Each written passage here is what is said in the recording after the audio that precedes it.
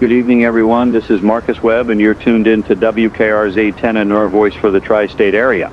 It's 6:02 p.m. on what has been, I have to say, one of the strangest afternoons I've experienced in my 15 years behind this microphone. For those of you just joining us, we've been following reports coming out of downtown since about 4:30 this afternoon. Now, I want to be clear here. We're still getting information. We're still trying to piece together exactly what's happening.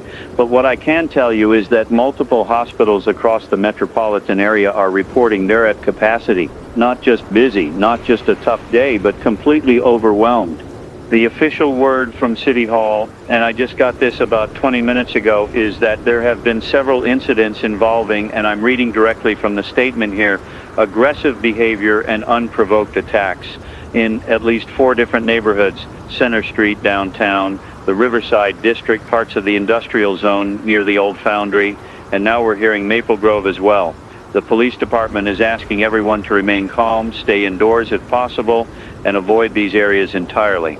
Now, I know that sounds alarming, and frankly it is alarming, but let's not jump to conclusions here. We don't have all the facts yet. What we do know is that emergency services are stretched thin right now. I've been trying to get someone from the mayor's office on the line for the past hour, and so far no luck.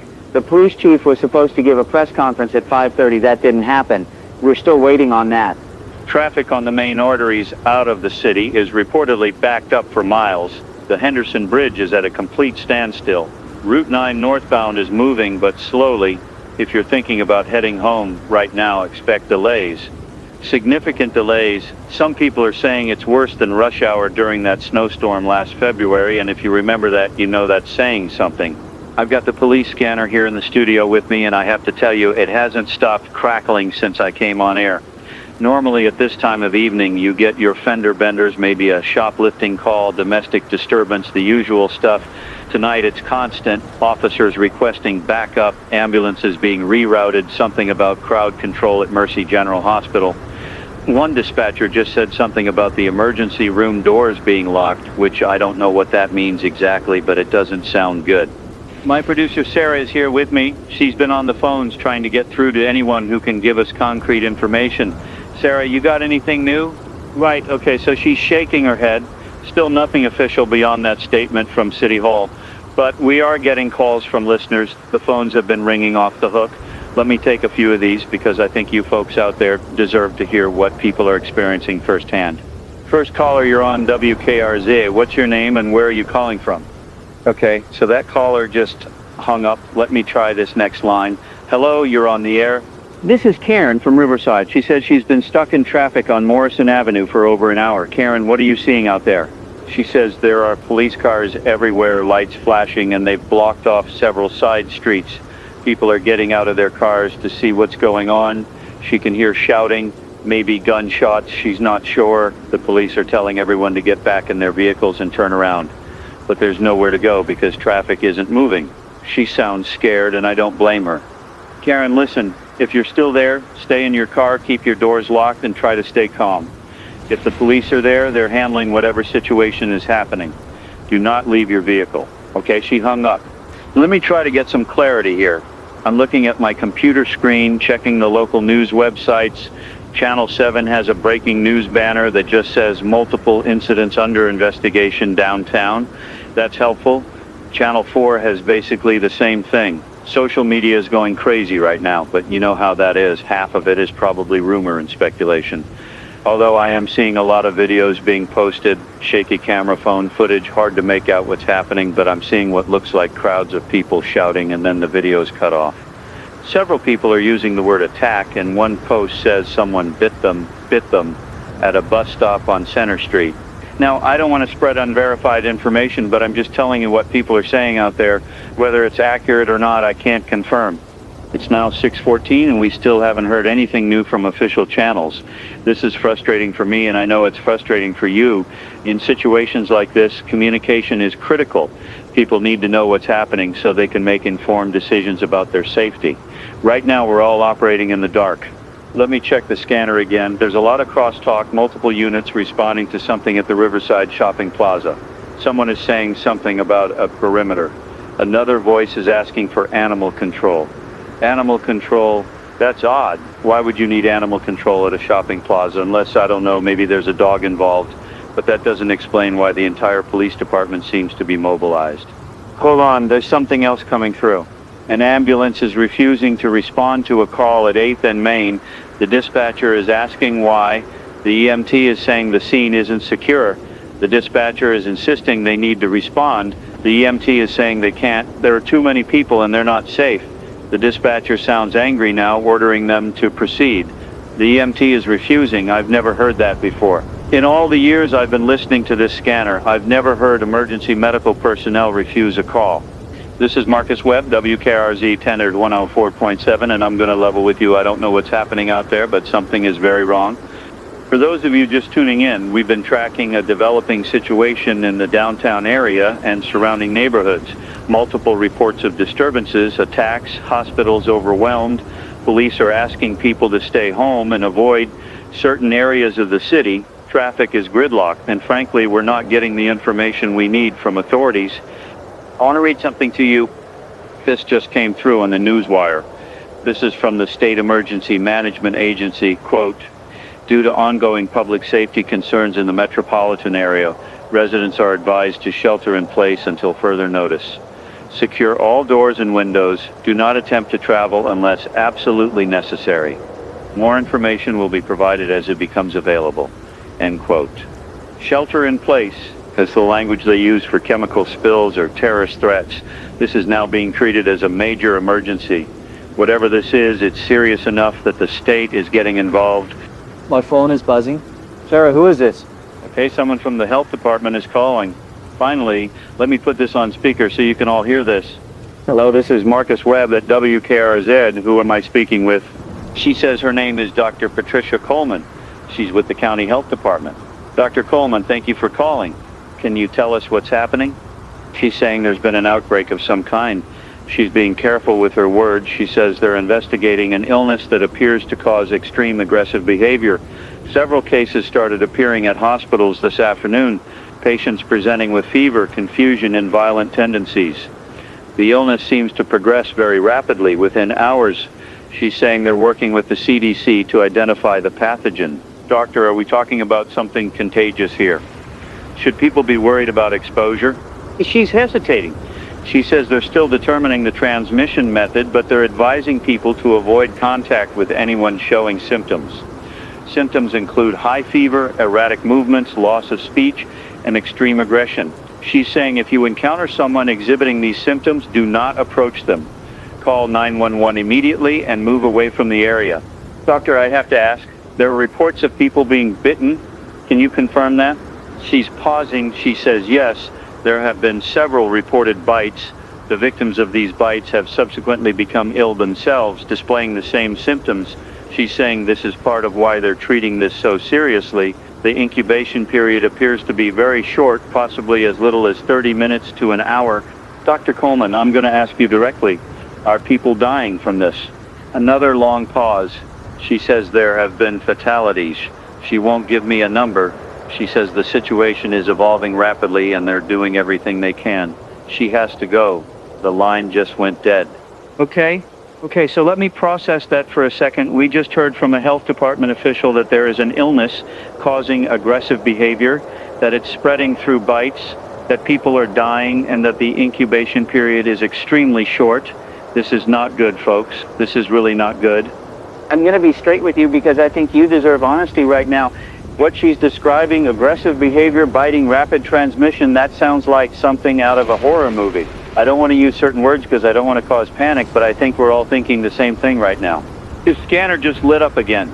Officers are calling for backup at multiple locations simultaneously. Someone is screaming in the background of one transmission.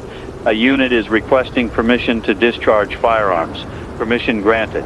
I just heard gunshots over the scanner. Multiple shots. This is really happening, whatever this is. It's escalating fast. It's 6:31 p.m. The sun is starting to set. I can see out the window of the studio here. The sky is that orange-red color. It gets this time of year beautiful normally, but right now it just feels ominous. The streets around the station look quiet, but we're in a commercial district, not a lot of foot traffic normally. I can see a few cars passing by.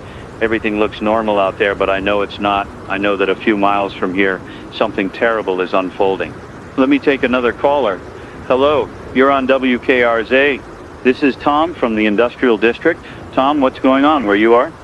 He says he works at the warehouse on Factory Street. About 30 minutes ago, one of his coworkers collapsed, just fell over in the middle of unloading a truck. They called 911, but the ambulance never came. The coworker started convulsing, then got back up. Tom says his eyes looked wrong, bloodshot, unfocused. The guy started making these sounds, not words, just guttural noises. Then he attacked another worker, just lunged at him and started biting. Tom and the others managed to lock the guy in the break room, but now he's throwing himself against the door. They can hear the door cracking. Tom is asking what they should do. Tom, listen to me carefully. Get everyone out of that building right now. Don't try to restrain him. Don't try to help him. Get out, get to your cars, and leave the area. Do you understand? He says they already left. They're in the parking lot now, but the coworker broke through the door. They can see him through the windows. He's following them, moving in this weird, jerky way. Tom says they're getting in their cars now. The line went dead. I hope Tom and his coworkers made it out safely. I really do. There's another call coming in. You're on the air. This is someone who says she's a nurse at Mercy General. She won't give her name. She says the hospital is in chaos. The ER is completely overrun. They started getting patients around 3 p.m. and it hasn't stopped. People coming in with bites, lacerations, severe trauma. Then those patients started attacking staff and other patients. Security tried to contain them, but there weren't enough guards. She says at least 2 doctors have been bitten. One of them turned violent within 40 minutes. They had to lock down entire wings of the hospital. She's whispering now. She says she's hiding in a supply closet. She can hear screaming in the hallways. She doesn't know how she's going to get out. Ma'am, is there security still in the hospital? Can they help you? She says most of the security guards fled or were attacked. The ones who are left are trying to protect people, but they're not trained for this. She says the infected, that's the word she used, infected, they don't stop. You can hit them, push them, they just keep coming. She's crying now. She says she just wants to go home to her kids. Ma'am, I know you're scared, but you need to stay quiet and stay hidden. Is there a way out of the hospital that doesn't go through the ER? She says maybe the loading dock in the basement, but she'd have to go down 2 floors. She's not sure she can make it. She's hearing footsteps outside the closet. She has to go. The line is dead. My hands are shaking. I'm not going to lie to you. My hands are actually shaking right now. I've been in broadcasting for a long time. I've covered hurricanes, floods, that chemical plant fire 5 years ago. But this is different. This feels like the world is coming apart. Sarah just handed me a note. The station manager called. He's telling us to stay on the air as long as possible. Keep broadcasting. People need information. He's right. If you're listening right now, stay with us. We're going to keep doing this as long as we can. It's 6:44 p.m. and I'm seeing reports on social media that the situation is spreading beyond the city. Someone in Brookfield, that's about 20 miles north of here, is posting about an incident at a gas station.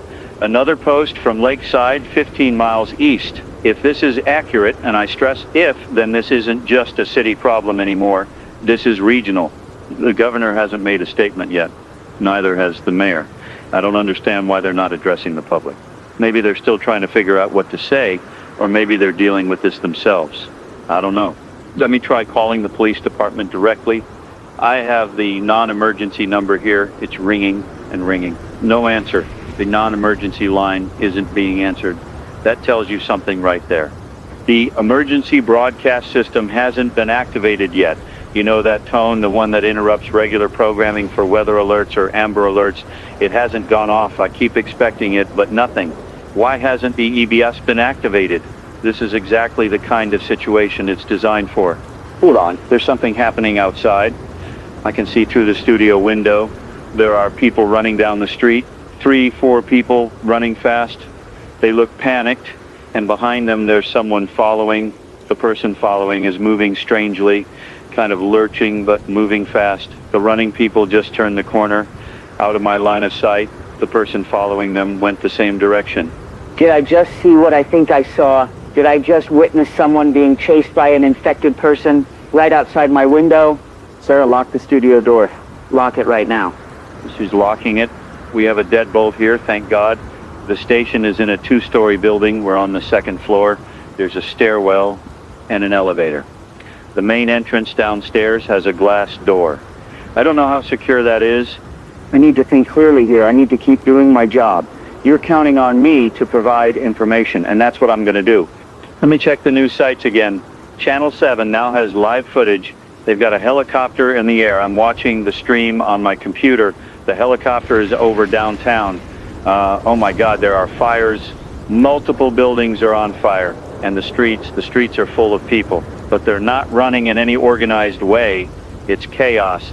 The camera is zooming in. There are people attacking other people right there on the screen. Someone just tackled someone else to the ground.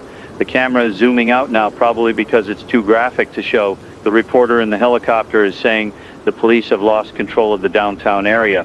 He's saying National Guard has been called in, but they haven't arrived yet. The National Guard, they're bringing in the military. Another call. You're on WKRZ. This is someone named David. He says he's a truck driver currently pulled over on Route 9 about 10 miles outside the city. He's been listening to the broadcast. He says traffic is at a standstill going north. People are abandoning their cars and walking. He just saw a family with 2 small children carrying suitcases down the highway on foot. Everyone is trying to get away from the city. He's asking if he should stay in his truck or try to move. David, I would say stay in your truck. You're safer in an enclosed vehicle than on foot. Keep your doors locked and wait for traffic to move. Do you have supplies, water, food?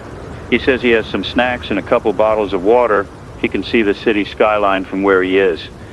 He says there are dark clouds rising. He thinks there's smoke from fires. He's also hearing sirens constantly, even from this distance. David, stay safe. Keep listening and we'll keep you updated. Thank you for calling. More posts on social media. Someone is live streaming from their apartment. They're on the 3rd floor looking down at the street. There are a group of infected people. I'm going to call them infected because I don't know what else to call them. There's a group of them trying to get into the building across the street. They're pounding on the doors. The doors are holding for now. The person streaming is talking quietly, saying they're afraid to make noise. Their roommate is in the other room crying. They're asking if anyone knows what's happening. The chat is exploding with comments. Hundreds of people watching. Most of the comments are saying to run, get out, head north. But where are they supposed to go? If this is spreading, where is safe? It's now 7:02 p.m. I've been on the air for exactly 1 hour, though it feels like much longer. Normally at this time I'd be playing music, taking requests, talking about weekend plans. Instead, I'm watching my city fall apart in real time. The scanner is reporting that the police have established a perimeter around downtown. They're not letting anyone in or out. If you're trapped downtown, I'm sorry, I don't know what to tell you. Find shelter, find a secure location, and wait. Help will come. It has to come. Another alert on my phone. This one is from the Federal Emergency Management Agency, FEMA. It's a push notification to everyone in the region. Quote, emergency situation in progress. Remain indoors. Avoid contact with affected individuals. Federal assistance is being deployed. Further instructions to follow. End quote. Federal assistance is being deployed. So this is now a federal emergency. The government is involved. That should be reassuring. But honestly, I'm not sure it is. How bad does something have to be for the federal government to step in this quickly? I just thought of something. The radio station where I work, we have emergency protocols. There's a packet in the manager's office with instructions for various scenarios, floods, tornadoes, civil unrest. Wonder if there's anything in there for this. Sarah, can you go check? The office is just down the hall. She's nodding. She's unlocking the studio door carefully, looking both ways. She's going, I'm alone in the studio now. Just me and the microphone. And all of you out there listening, however many of you there are, I don't know the listener count right now. Our system shows how many people are streaming online, and that number is usually around 200, maybe 300 during drive time. Right now it's over 15,000. 15,000 people listening to this stream. That's insane. That tells me a lot of you are looking for information, looking for answers. I wish I had better answers to give you. The door just opened. Sarah's back. That was fast. She's holding a folder. She's shaking her head. She says there's nothing in the emergency protocols for this. The closest thing is a section on pandemic response, but it basically just says to follow CDC guidelines and keep broadcasting. Not exactly helpful. She just told me something else. She tried to call her family. Her parents live about 50 miles away in a small town called Greenville. Her call wouldn't go through. She tried 3 times. The cellular network might be overwhelmed. Too many people trying to call at once, or maybe the towers are down. Either way, if you're trying to reach loved ones and you can't get through, that's probably why. Keep trying. Text messages might work better than calls. They use less bandwidth.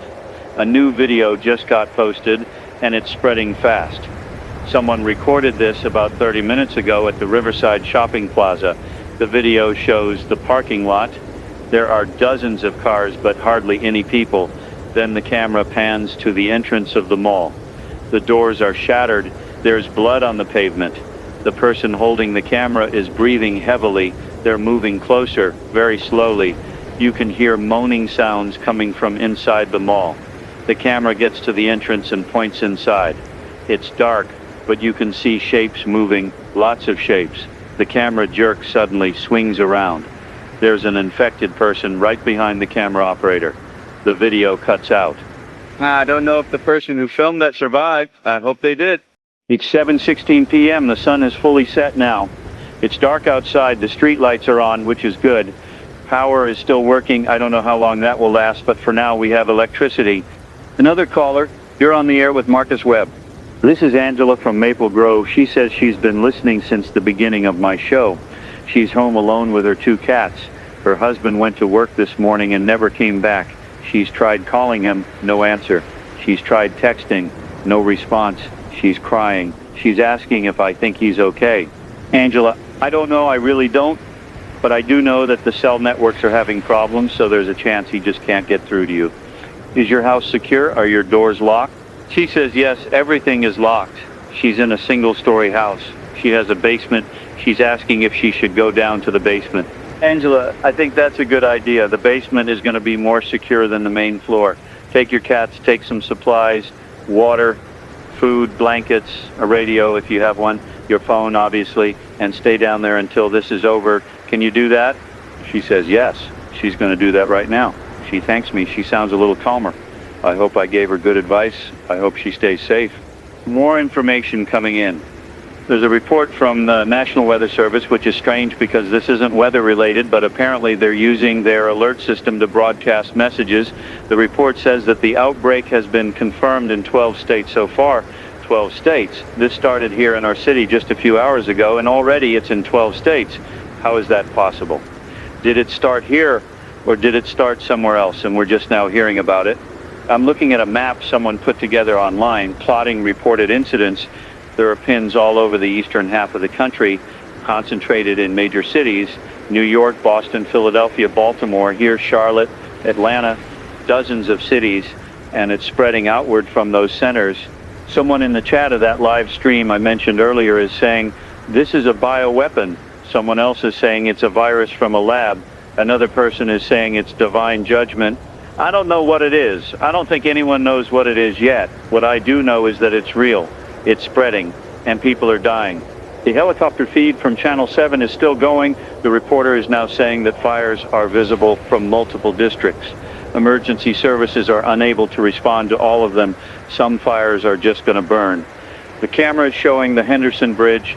It's packed with abandoned vehicles. People left their cars and fled on foot. The bridge connects the city to the northern suburbs. If the bridge is impassable, that's a major problem for anyone trying to evacuate.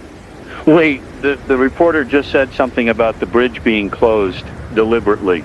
The military, or maybe the police, I couldn't hear clearly, they blocked the bridge. They're not letting anyone cross. People are stranded on the bridge and they're not being allowed to leave the city. Why would they do that? Are they trying to contain the outbreak? Are they trapping everyone inside? This doesn't make sense. If the outbreak is already in 12 states, what good does it do to trap people here, unless they think they can still control it, or unless they're trying to prevent it from getting worse? I don't know. I don't know their reasoning. It's 7:34 p.m. and I just realized I haven't eaten anything since lunch. I'm not hungry. Adrenaline, I guess. Sarah is eating a granola bar from her purse. We have a small fridge in the break room with some sodas and someone's leftover pizza. We might be here for a while. We should probably ration that. Another thought just occurred to me. The radio station where I work is not designed to be a long-term shelter. We have one bathroom, no shower, limited food. If this goes on for days, we're going to have problems. But I can't think about that right now. Right now, I need to focus on broadcasting. Let me take another call. Hello, you're on WKRZ. This is someone who says he's a police officer. He won't give his name or his badge number. He says he's been on duty since 2 p.m. He sounds exhausted. He says the department is completely overwhelmed. They have officers down, multiple officers down. Some were killed by the infected. Others were bitten and became infected themselves. He says they're not trained for this. They're supposed to protect people, but how do you protect people from something like this? He says he's seen things today that he can't unsee. People eating each other. That's the word he used. Eating. I feel sick. Officer, where are you now? Are you safe? He says he's in his patrol car, parked in an alley. He's taking a break. He knows he's not supposed to, but he can't keep going without stopping. He's asking me if I know anything about what this is. If there's a cure, if the government is going to fix this. Officer, I don't know. I wish I did. All I know is what I've been telling everyone else. Stay safe, stay hidden, avoid the infected. He's laughing. It's not a happy laugh. He says that's easier said than done when your job is to run toward danger instead of away from it. He says he doesn't think he's going to make it home tonight. He has a wife and a daughter. He's asking me if I'm still on the air tomorrow, could I tell them he loves them? His wife's name is Jennifer. His daughter is Lily. He wants them to know he loves them. Officer, you're going to tell them yourself. You're going to get through this and go home to them. Do you hear me? He's not responding. I think he hung up, or maybe his phone died. I don't know. But if Jennifer and Lily are listening, your husband and father loves you. He wants you to know that I need to take a moment here. I need to breathe. It's 7:48 p.m., almost 2 hours since I started this broadcast, almost 2 hours since my normal life ended and this nightmare began. I'm getting a call from a number I don't recognize. Let me answer this. Hello, who is this? It's a man who says he's a scientist at the State University. His name is Dr. Robert Chen. He's a virologist. He says he's been following the situation closely, and he has some information that might be useful. He wants to come on the air. Dr. Chen, yes, absolutely. What can you tell us? He's saying that based on the symptoms and the transmission method, this appears to be a rabies-like virus, but heavily modified or mutated. Rabies normally takes weeks to incubate. This is taking minutes to hours. Rabies also doesn't cause the kind of extreme aggression we're seeing until the very final stages. This virus, whatever it is, it attacks the brain immediately. It shuts down higher cognitive functions, the parts of the brain that control reasoning, speech, impulse control. What's left is base aggression and an overwhelming drive to spread the infection through biting. Doctor, is there a treatment, a vaccine? He's saying no, not yet. The rabies vaccine wouldn't work because this isn't exactly rabies. It would take months, maybe years, to develop a specific vaccine. And even then, you'd have to administer it before symptoms appear. Once someone is symptomatic, he says there's no bringing them back.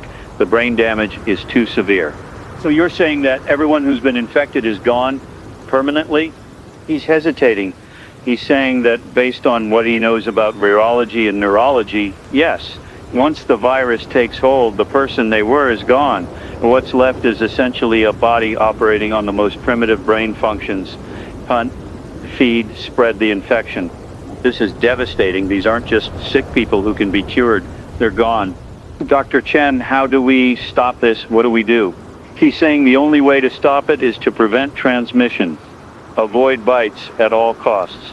If someone is bitten, they need to be isolated immediately before they turn, and the infected need to be on. He pauses here. He says they need to be neutralized. That's the word he used, neutralized. You mean killed? He's not answering that directly. He's saying that the infected are no longer the people they were. They're threats, not patients. He understands how difficult that is to accept, but it's the reality of the situation. Dr. Chen, thank you for that information. I know it's not what anyone wants to hear, but people need to know the truth. He's saying one more thing. He's saying that if this continues to spread at the current rate, we're looking at a total societal collapse within days, not weeks, days. The infrastructure can't handle this. Hospitals, police, fire departments, they're all breaking down. Once those systems fail, it's going to cascade. Power grids, water treatment, supply chains, everything. He's saying people need to prepare for that. Stock up on supplies if they can. Find secure locations. Form groups for mutual protection. Doctor, where are you right now? Are you safe? He's saying he's at the university in his lab. He's locked in. He's going to continue researching, see if there's anything he can figure out. He says he'll call back if he learns anything new. He's hanging up. That was Dr. Robert Chen, a virologist from the State University, and what he just told us is terrifying. If he's right, and I have no reason to doubt him, we're not dealing with a disease that can be cured. We're dealing with something that fundamentally changes people. And once it spreads beyond a certain point, civilization as we know it is over. I need you all to really think about what that means. Think about your daily life. You get water from a tap, electricity from a power plant, food from a grocery store, gasoline from a station.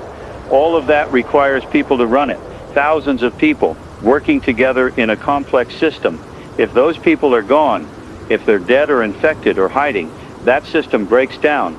And once it breaks down, it's not easy to restart. How many days of food do you have in your house right now? Most people maybe a week if they stretch it. How much water? If the water treatment plant stops running, the taps go dry. How long can you survive without water? 3 days, maybe 4. I'm not trying to scare you. Well, maybe I am. Maybe you should be scared. Maybe fear is what will keep you alive. It's 8:03 p.m. The scanner is quieter now than it was an hour ago. I don't think that's a good sign. I think it means there are fewer officers out there, fewer units responding. Either they've been pulled back to regroup or they've been overwhelmed. I'm betting on overwhelmed. Let me try to call the mayor's office again. Still no answer. City Hall is dark. I can see it from here, just a few blocks away. The building is dark. Either the power is out there or everyone evacuated. Neither option is comforting. A message just came through on the station's email. It's from the Federal Communications Commission, the FCC. They're ordering all radio and television stations to remain on the air and continue broadcasting emergency information. This is an official order under federal emergency protocols. We're being told to prioritize updates from government agencies and emergency services. We're also being told not to broadcast anything that could cause mass panic. Too late for that, I think. Another call coming in. You're on the air. This is Maria. She says she's calling from her car. She left the city an hour ago with her family. They made it about 30 miles before they hit a military checkpoint. The National Guard is there, turning everyone around, forcing them back toward the city. She's asking why. Why won't they let people leave? Maria, I don't know. I heard earlier that they've closed the bridges and major roads. I think they're trying to contain the outbreak. But I agree with you, it doesn't make sense. Did the soldiers tell you anything? She says they wouldn't give her any information. They just said the roads are closed by order of the federal government, and anyone who refuses to turn around will be detained. She's with her husband and her 3 kids. The kids are in the back seat crying. They don't know what to do. They're running low on gas. If they go back to the city, they might not have enough fuel to try again later. Maria, this is a really tough situation. If you try to push through that checkpoint, you could get arrested or worse. But going back to the city is dangerous too. Is there anywhere between here and there where you could stop? A friend's house, a hotel, somewhere you can shelter for the night? She's thinking. She says her sister lives in a town called Millbrook, about 10 miles back from where they are now. Small town, rural area. She's going to try to go there. She's thanking me. She's hanging up. I hope Millbrook is safe. I hope small towns are safer than cities. Maybe they are. Fewer people means fewer potential infected, but it also means fewer resources, fewer people to defend against threats. I don't know which is better. Tara just showed me something on her phone. There's a video from an hour ago posted by someone at the airport. They were trying to fly out. The video shows the terminal. It's pandemonium. Thousands of people trying to get on flights. Every flight is overbooked. People are fighting over seats. Security can't control the crowds. Then the video cuts to the tarmac. There are planes lined up, but none of them are moving. The person filming is saying that all flights have been grounded. No one is leaving. The FAA has issued a nationwide ground stop. No planes in or out. So the roads are blocked. The airports are shut down. They're not letting anyone leave. We're trapped. Unless you have a boat, I guess. If you're near the coast or a major river, maybe you could get out by water. But even then, where would you go? If this is happening in 12 states, where is safe? It's 8:21 p.m. I'm seeing reports now from other countries, social media posts from Canada, Mexico, the UK. They're reporting similar outbreaks. This isn't just an American problem, this is global. How did it spread so fast? How did it get to multiple countries simultaneously? Was Dr. Chen right? Is this a bioweapon? An act of terrorism on a worldwide scale? Or was it an accident? A lab leak, maybe. Some research facility working on dangerous pathogens, and something went wrong. I don't know. I don't suppose it matters now. The how doesn't change the what. Let me take another call. You're on WKRZ. This is someone who says his name is Father Michael. He's a priest at St. Augustine's Church downtown. He says the church has been turned into a shelter.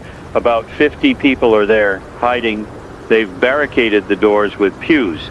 They can hear the infected outside trying to get in. Father Michael is asking if I know when help is coming, when the police or the military will rescue them. Father Michael, I honestly don't know. The police are overwhelmed. The National Guard has been called in, but I don't know when they'll arrive or where they'll go first. Have you tried calling 911? He says he did. The line just rings. No one answers.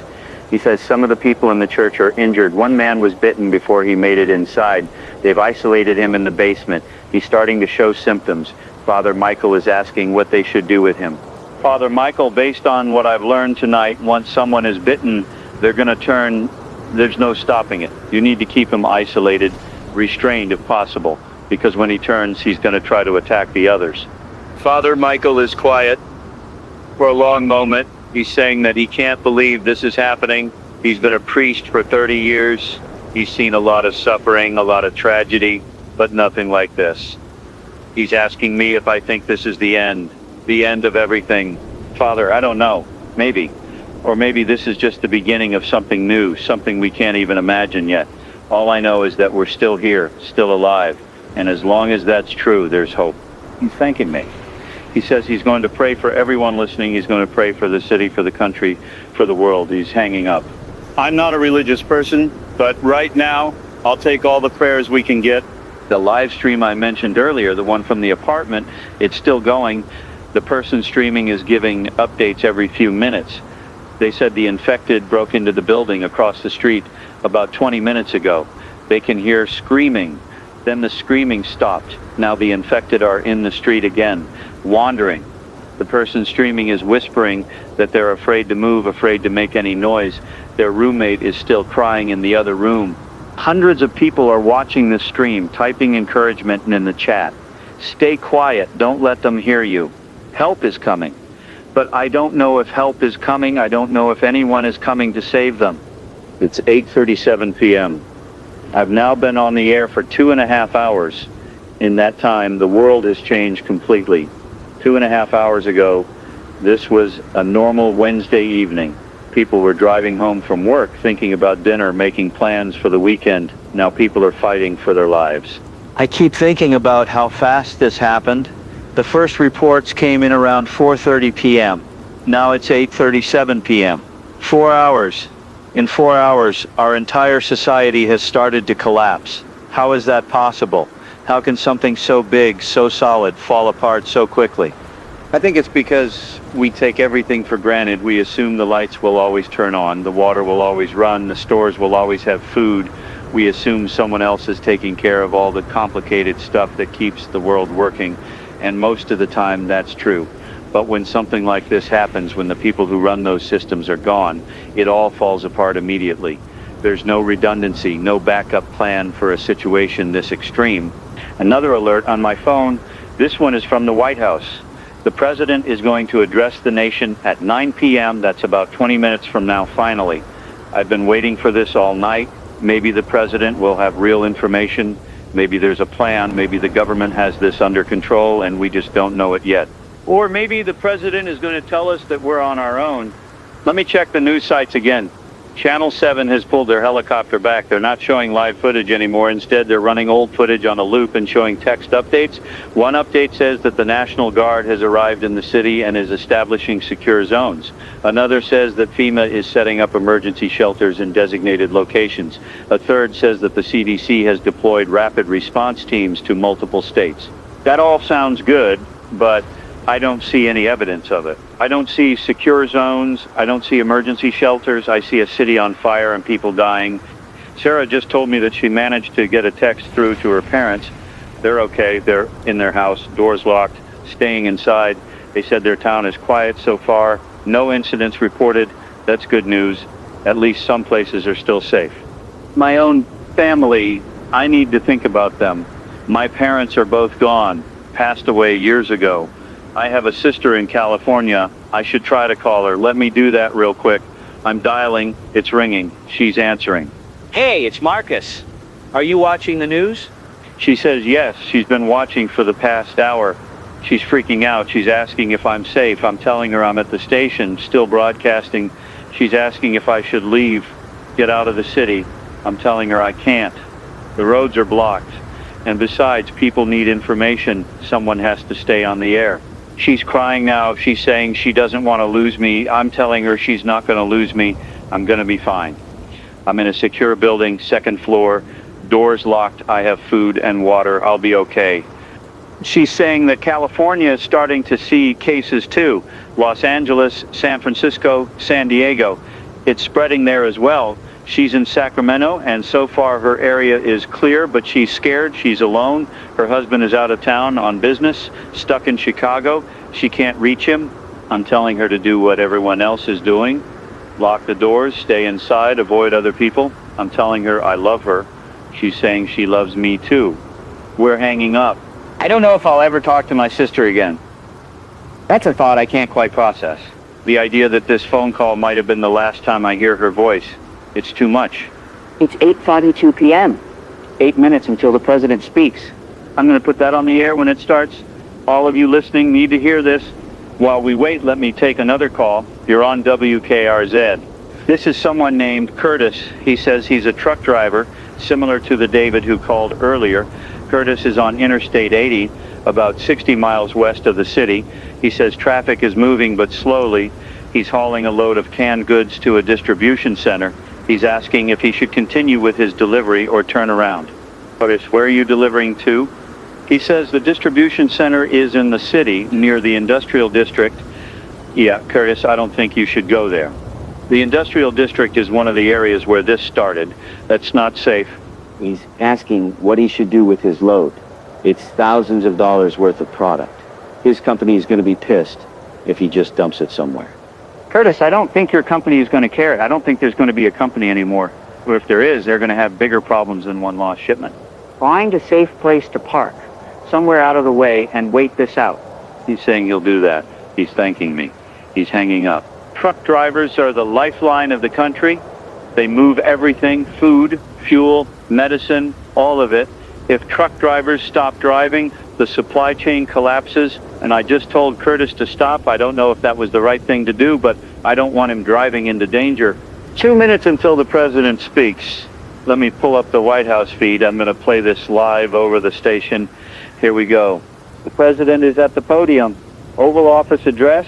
He looks tired, grim. He's beginning. He's saying good evening. He's saying that the nation is facing an unprecedented crisis. An outbreak of an unknown pathogen has resulted in widespread violence and loss of life. Federal, state, and local authorities are working together to contain the situation. The National Guard has been activated in all 50 states. The military is being deployed to motor population centers. FEMA is coordinating relief efforts. He's saying that the CDC has confirmed this is a viral infection transmitted through bodily fluids, primarily through bites. There is no vaccine or treatment currently available. The best way to prevent infection is to avoid contact with symptomatic individuals. He's saying that a nationwide state of emergency has been declared. All citizens are ordered to shelter in place until further notice. Martial law is being considered in areas where local authorities have lost control. Curfews will be enforced. Anyone violating these orders may be subject to arrest or detention. He's saying that the government is working on a plan to restore order and provide assistance to affected areas. Supply drops will be organized. Safe zones will be established, but it will take time.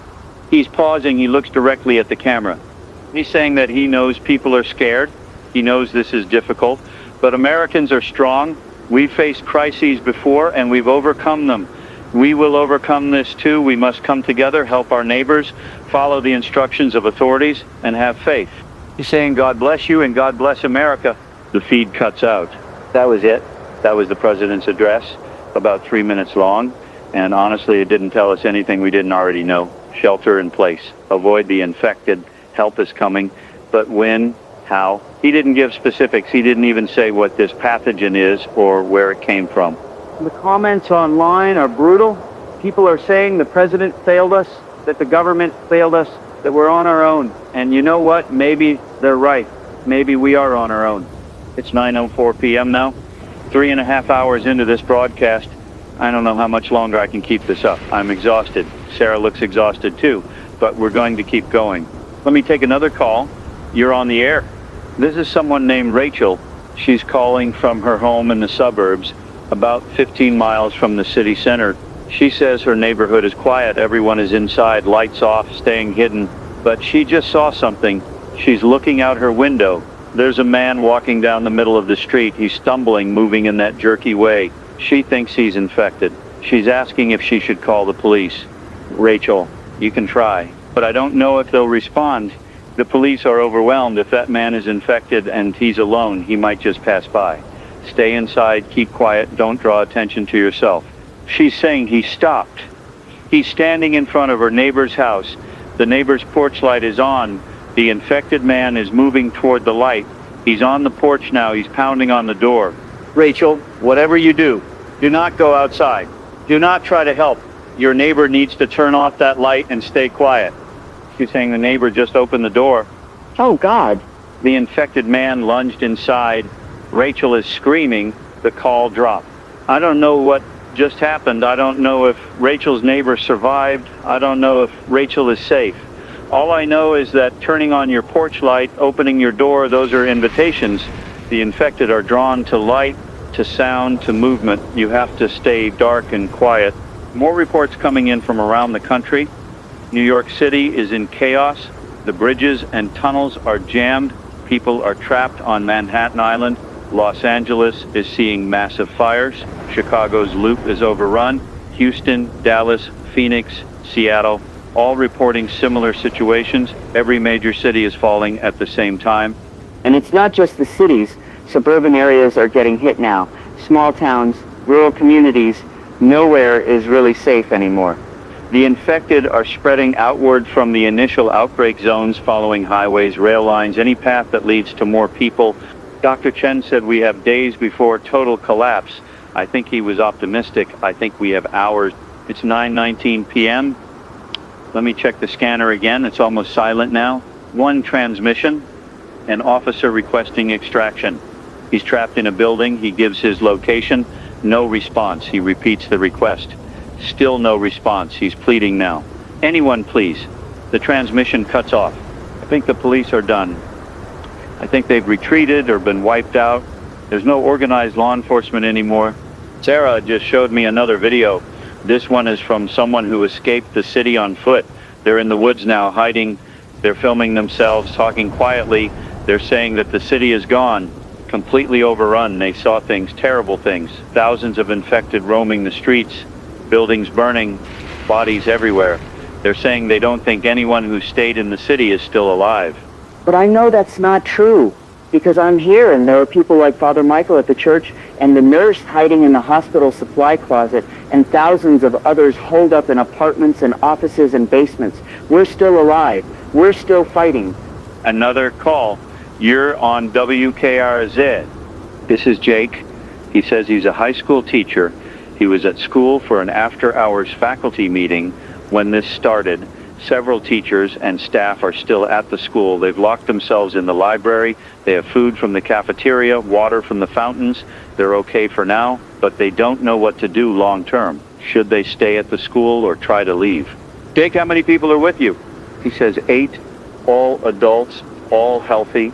Jake, the school is probably a good place to be. It's a large building, multiple exits, lots of rooms to fortify. You have supplies. I'd say stay put unless you have a specific place to go that you know is safer. He's asking about students. They sent all the kids home before this got really bad, but he's worried about them. He's worried about his own kids. He has 2 daughters. They're with his ex-wife across town. He hasn't been able to reach them. Jake, I'm sure they're okay. They're probably doing exactly what you're doing, staying inside, staying safe. When this is over, you'll see them again. He's not convinced. He's saying he should have left when he had the chance, driven over there, made sure they were okay. Now the roads are blocked and he's trapped. Hey, you did the right thing by staying somewhere safe. If you tried to drive across town, you might have gotten caught in traffic, or worse, you're alive. That's what matters. Because he's thanking me.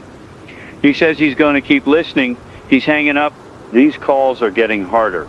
Everyone is looking for reassurance, for hope, and I'm trying to give it to them, but I don't know if I believe my own words anymore. It's 9:34 p.m., almost 4 hours since this broadcast started. I'm looking at the online stream numbers again. Over 30,000 people listening now. 30,000. That's incredible. That means this radio station, this little regional station that normally gets a few hundred listeners, is now one of the primary sources of information for tens of thousands of people. That's a huge responsibility, and it's terrifying. What if I say the wrong thing? What if I give bad advice and someone dies because of it? I'm just a radio host. I'm not an expert. I'm not a doctor or a scientist or a government official. I'm just a guy with a microphone. But I'm what you've got right now, so I'm going to keep doing this. A new post on social media caught my attention. It's from someone claiming to be a virologist at the CDC. They're saying that the virus is unlike anything they've ever seen. It has characteristics of rabies, but also elements that seem engineered. They're saying it's too perfect, too efficient to be natural. Someone designed this, someone made a weapon and released it. Is that true? I don't know. There are a lot of conspiracy theories flying around right now. Some are probably nonsense, but some might be true. The problem is there's no way to verify anything. The normal channels of information, the government, the media, they're all breaking down. We're left with rumors and speculation. Let me try calling the CDC. I have their main number. It's ringing and ringing. No answer. Voicemail. The CDC isn't answering their phones. That's not encouraging. Sarah just asked me an important question. She asked how long we can stay here at the station. We have some food, maybe enough for a couple of days if we're careful. We have water, but only what's in the building. A few bottles in the fridge. The water cooler in the break room. Once that's gone, we'd have to leave to get more. And leaving means going out there where the infected are. The building is secure for now, but how long will that last? If the infected start coming this way in large numbers, can they break in? The doors are solid, but the windows on the ground floor could be broken. We're on the second floor, which gives us some protection, but it's not perfect. I think we need to start planning for the possibility that we'll have to abandon the station, but where would we go? Home. My apartment is about 3 miles from here. I don't know if I could make it 3 miles on foot without running into infected. And even if I did, what then? My apartment isn't any safer than this building. Maybe we should just stay here as long as possible. Keep broadcasting until we can't anymore. At least here we're doing something useful. It's 9:49 p.m. Another call coming in. You're on the air. This is Melissa. She says she's a nurse. Not the same one from earlier. She's at a different hospital, St. Mary's on the north side. She says the hospital evacuated about an hour ago. Doctors, nurses, patients who could walk, they all left. The hospital is empty now, except for the infected. She stayed behind with a few other nurses to try to help the patients who couldn't be moved, but it was hopeless. The infected patients attacked them. 2 nurses were killed. Melissa locked herself in a pharmacy. She's surrounded by medications, but nothing that can help her. She's asking if anyone is coming to rescue her. Melissa, I don't know. I haven't heard of any rescue operations. The National Guard is supposed to be in the city, but I don't know where. Have you tried calling 911? She says yes. No answer. She tried the police, the fire department, everyone. No one is responding. She's been in this pharmacy for over an hour. She can hear the infected outside the door. They know she's in there. They're waiting. Melissa, is there another way out? A window, a back door. She says there's a window, but it's barred. She'd have to break the bars somehow. She doesn't have tools. What about the medications around you? Is there anything you can use? Anything flammable? Anything that could be turned into a weapon? She's looking around. She says there are oxygen tanks, medical alcohol. Maybe she could make some kind of fire, but she's afraid of burning the whole building down with her inside. Dear Melissa, I know this is terrifying, but you have to think creatively. If you stay in that pharmacy, eventually the infected are going to get in. You need to find a way out or a way to defend yourself. She's crying. She's saying she doesn't want to die. She has a son. He's only 6 years old. He's with his grandmother in another state. She needs to get back to him. Melissa, you're going to get back to him. You're strong. You're resourceful. You can do this. Find a way. She's not responding. I can hear noises in the background, pounding. The infected are trying to break down the door. She's screaming. The call dropped. Oh, God. I don't know if Melissa's okay. I don't know if she made it out. I feel helpless. I'm sitting here in this studio safe while people like Melissa are fighting for their lives, and there's nothing I can do to help them. It's 10:01 p.m. 4.5 hours into this broadcast. The situation is deteriorating rapidly. I don't think the government is going to save us. I don't think the military is going to restore order. I think we're watching the end of civilization in real time. Farah just pointed something out to me. The power is still on. That's actually surprising. Power plants require constant monitoring and maintenance. If the people running them have abandoned their posts or been killed, the plants could shut down. The fact that we still have electricity means someone somewhere is still doing their job. Or maybe the plants are automated enough to run on their own for a while. I don't know, but I'm grateful. Without power, we couldn't broadcast, we couldn't reach you. Another alert on my phone. This one is from the National Weather Service again. They're reporting that communication networks are failing across the country. Cell towers, internet infrastructure, landlines, all degrading.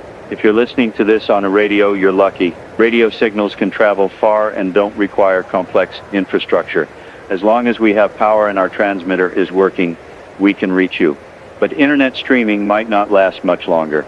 If you lose the online stream, find a radio, tune to WKRZ 104.7 FM.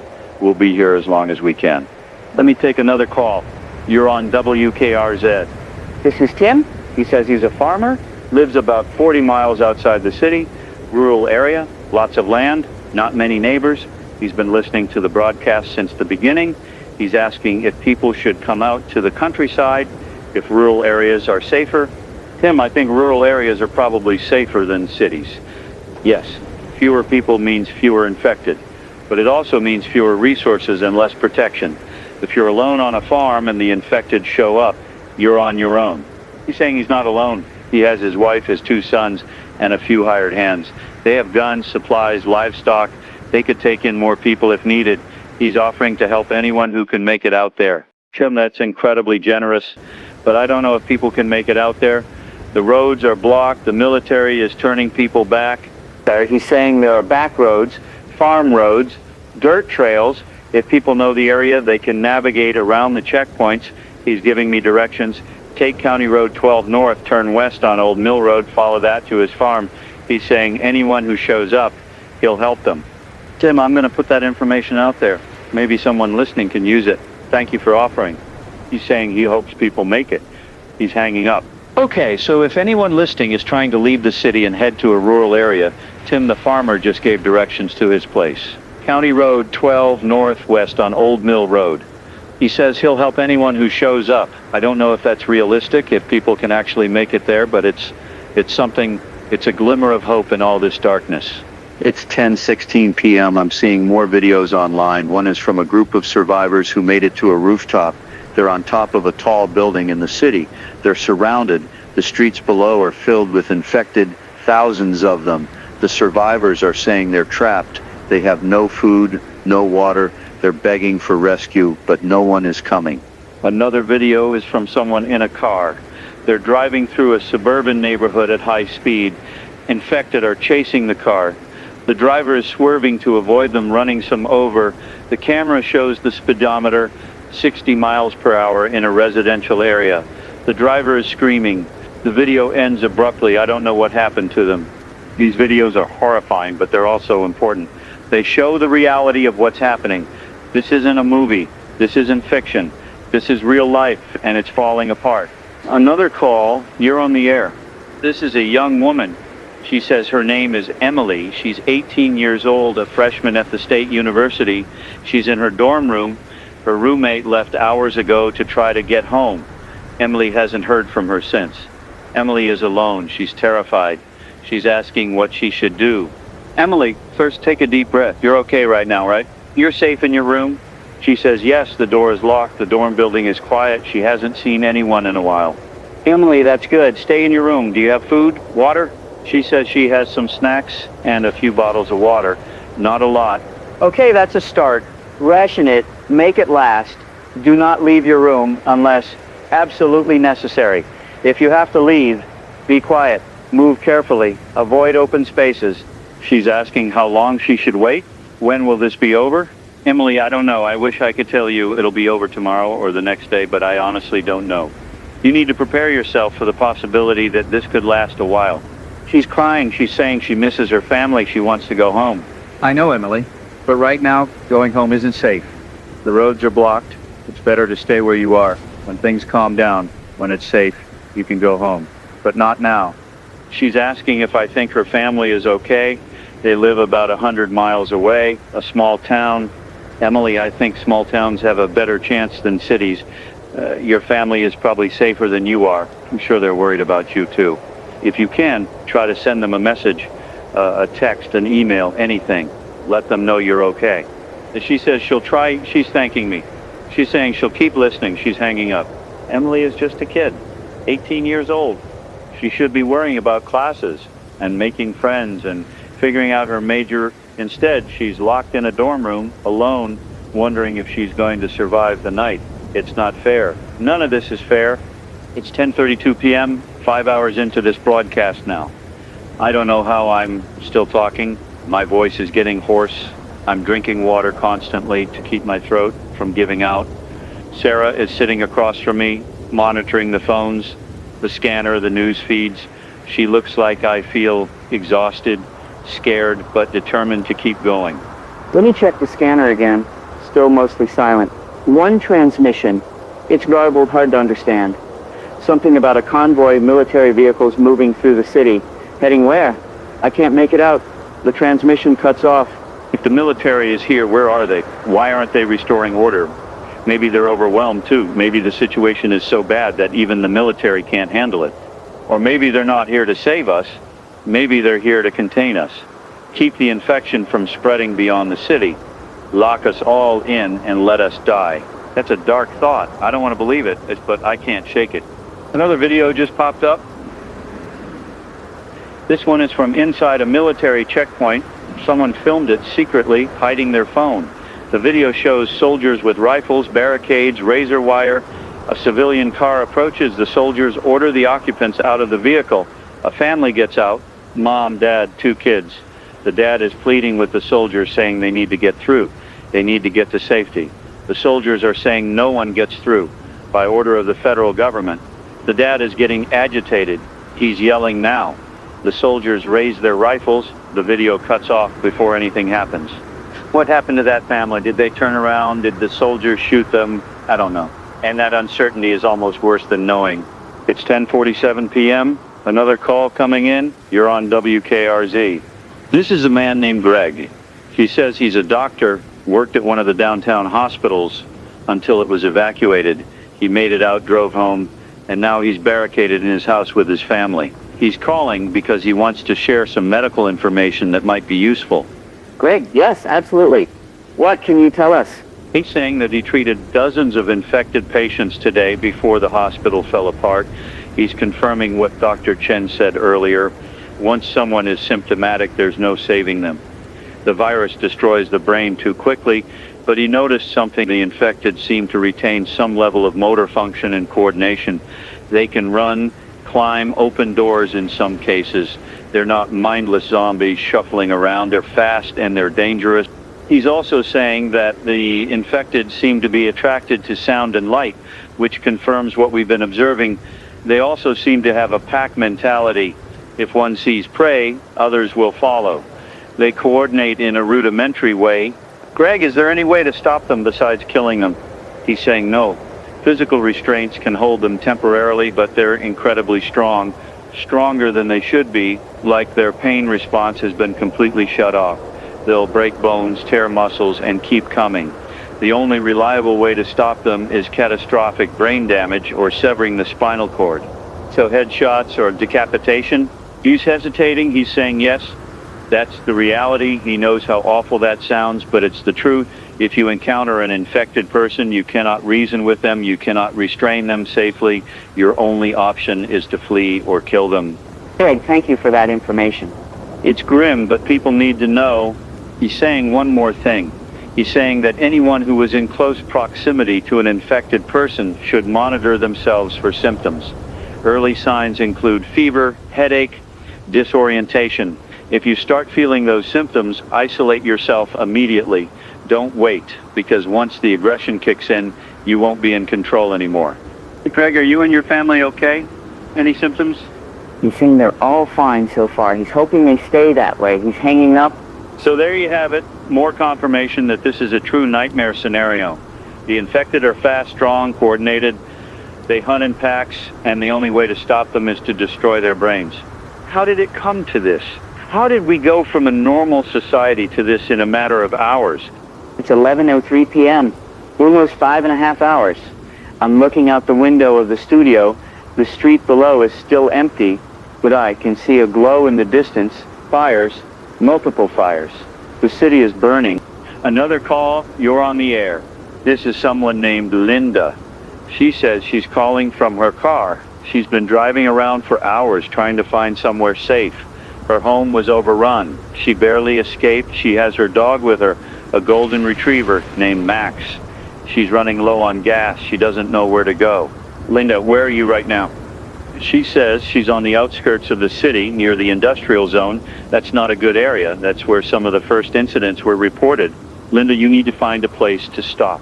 A gas station, a store, somewhere you can lock yourself in for the night. Driving around is using up your gas and you're exposed. She's saying all the gas stations she's passed are either abandoned or already overrun with people fighting over supplies. She's afraid to stop.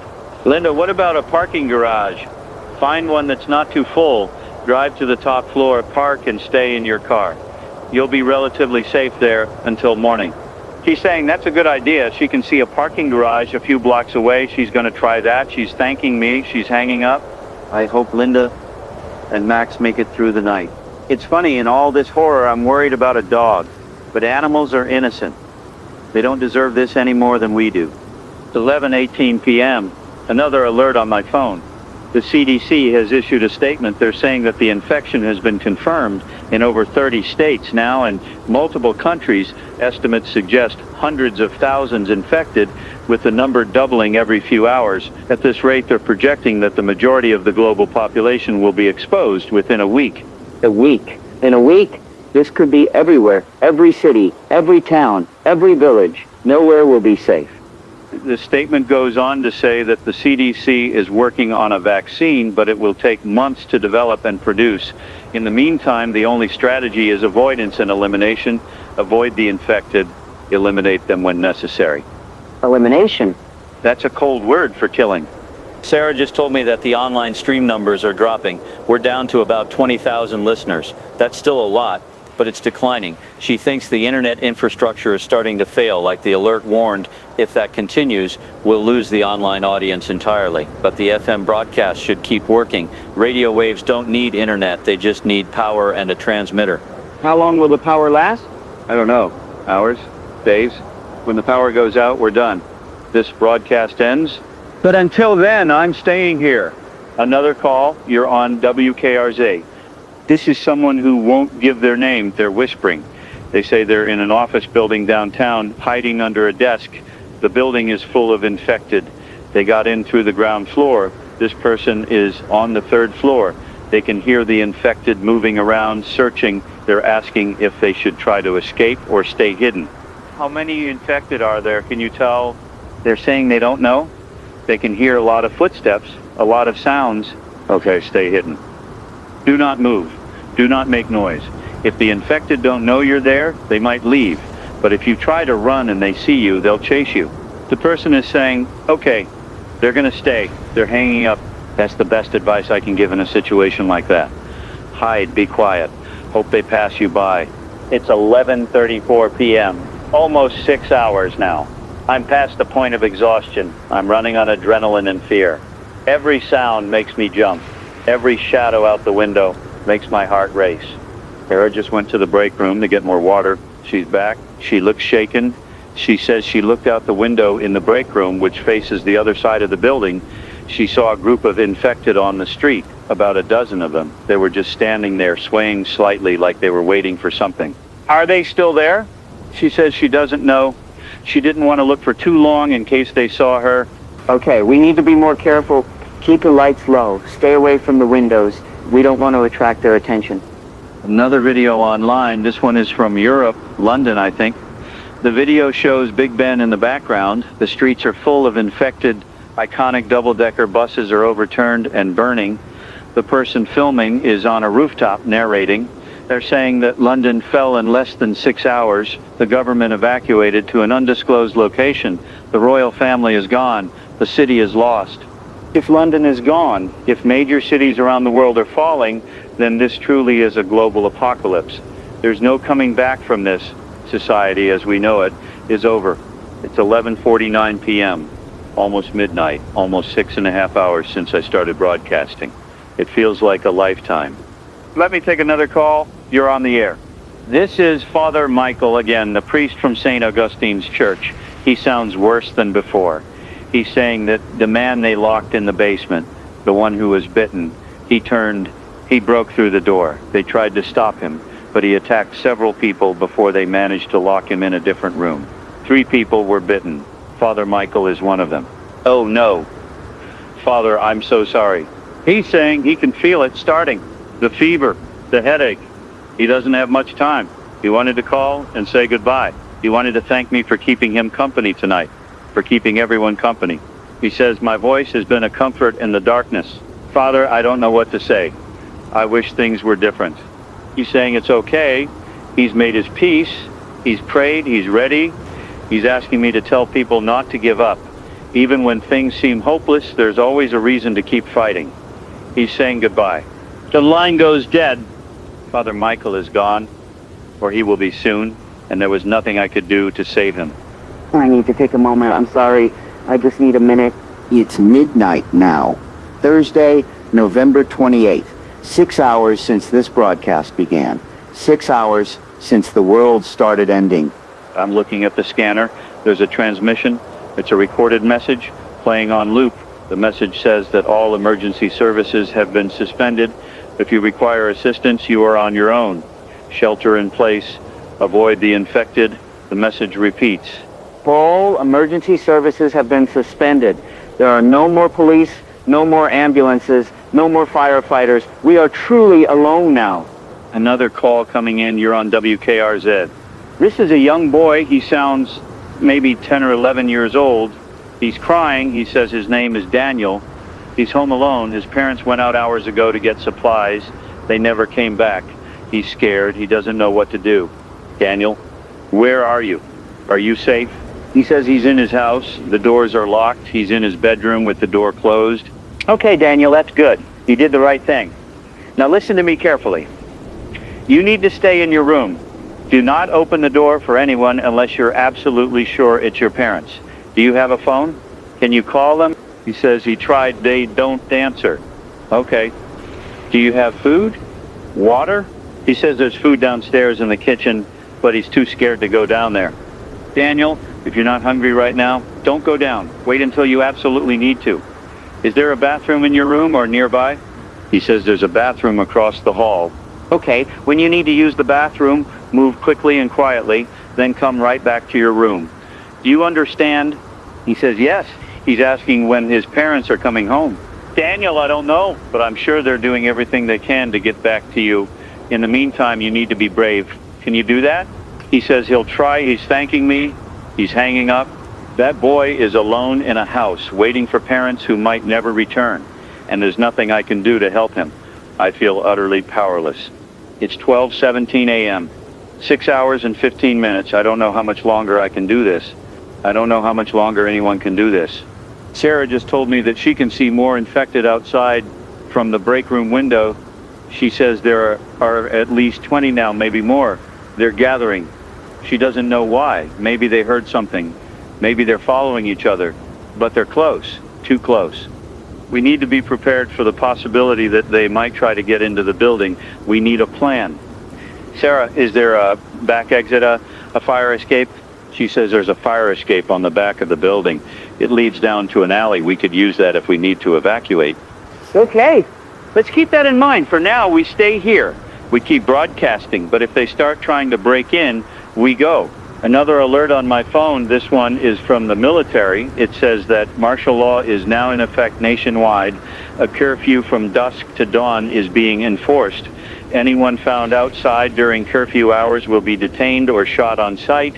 Shoot on sight. The military is authorized to kill civilians now. I don't know if that makes me feel safer or more afraid. Probably more afraid. Let me take another call. You're on the air. This is someone named Sarah. Not my producer, a different Sarah. She's calling from a grocery store.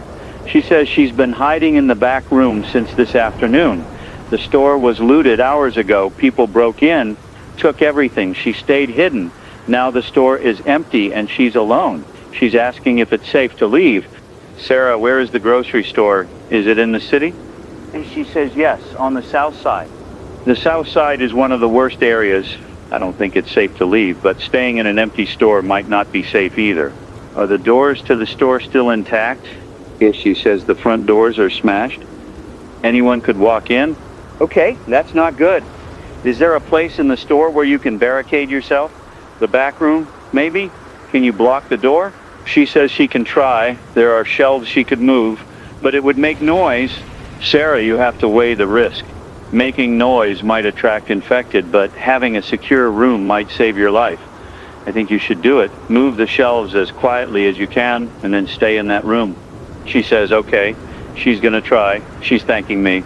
She's hanging up. I hope she makes it. I hope everyone makes it. It's 12:34 a.m. The city is on fire. I can see the flames from here lighting up the night sky, orange and red against the black. It's beautiful in a terrible way. Another call. You're on WKRZ. This is Curtis again, the truck driver from earlier. He says he found a place to park. He's at a rest stop off Interstate 80. The rest stop is deserted. He's alone. He's asking if he should stay in his truck or try to find shelter in the rest stop building. Curtis, are the doors to the building secure? He says they look okay, glass doors, but they're intact. I'd say stay in your truck. It's mobile, it's enclosed, and you can leave quickly if you need to. The building might seem safer, but if infected show up, you could get trapped inside. He says that makes sense. He's going to stay in the cab. He has a CB radio. He's been listening to other truckers on the CB. He says a lot of them are reporting the same thing. Cities are falling. Roads are blocked. The country is in chaos. Curtis, stay safe.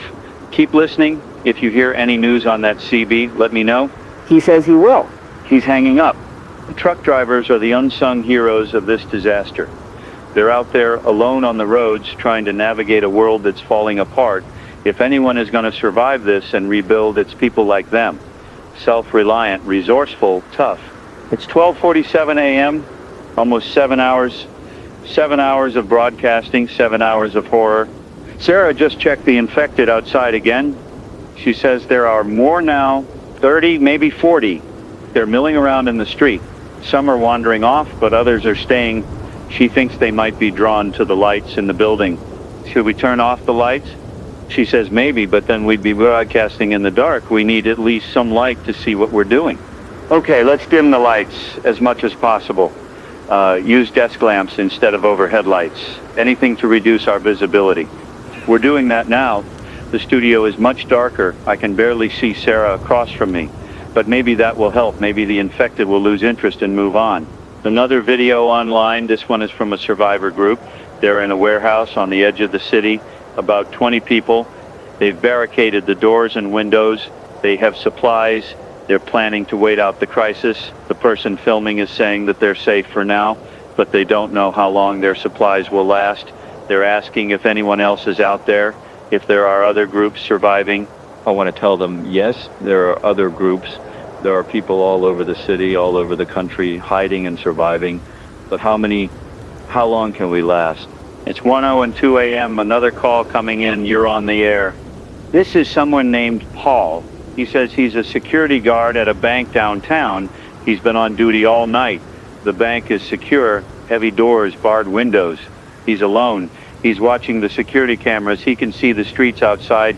He says the infected are everywhere. Hundreds of them, just roaming around aimless until they see movement. Then they swarm. Paul, are you planning to stay at the bank? He says yes. It's the safest place he can think of. The vault is down in the basement. If things get really bad, he can lock himself in the vault. There's no food or water in there, but it's secure. Oh, that's a good backup plan, but hopefully it doesn't come to that. Stay alert, stay safe. He says he will. He's been listening to my broadcast all night. He says it's the only thing keeping him sane. He thanks me. He's hanging up, keeping him sane. I don't feel sane. I feel like I'm barely holding it together.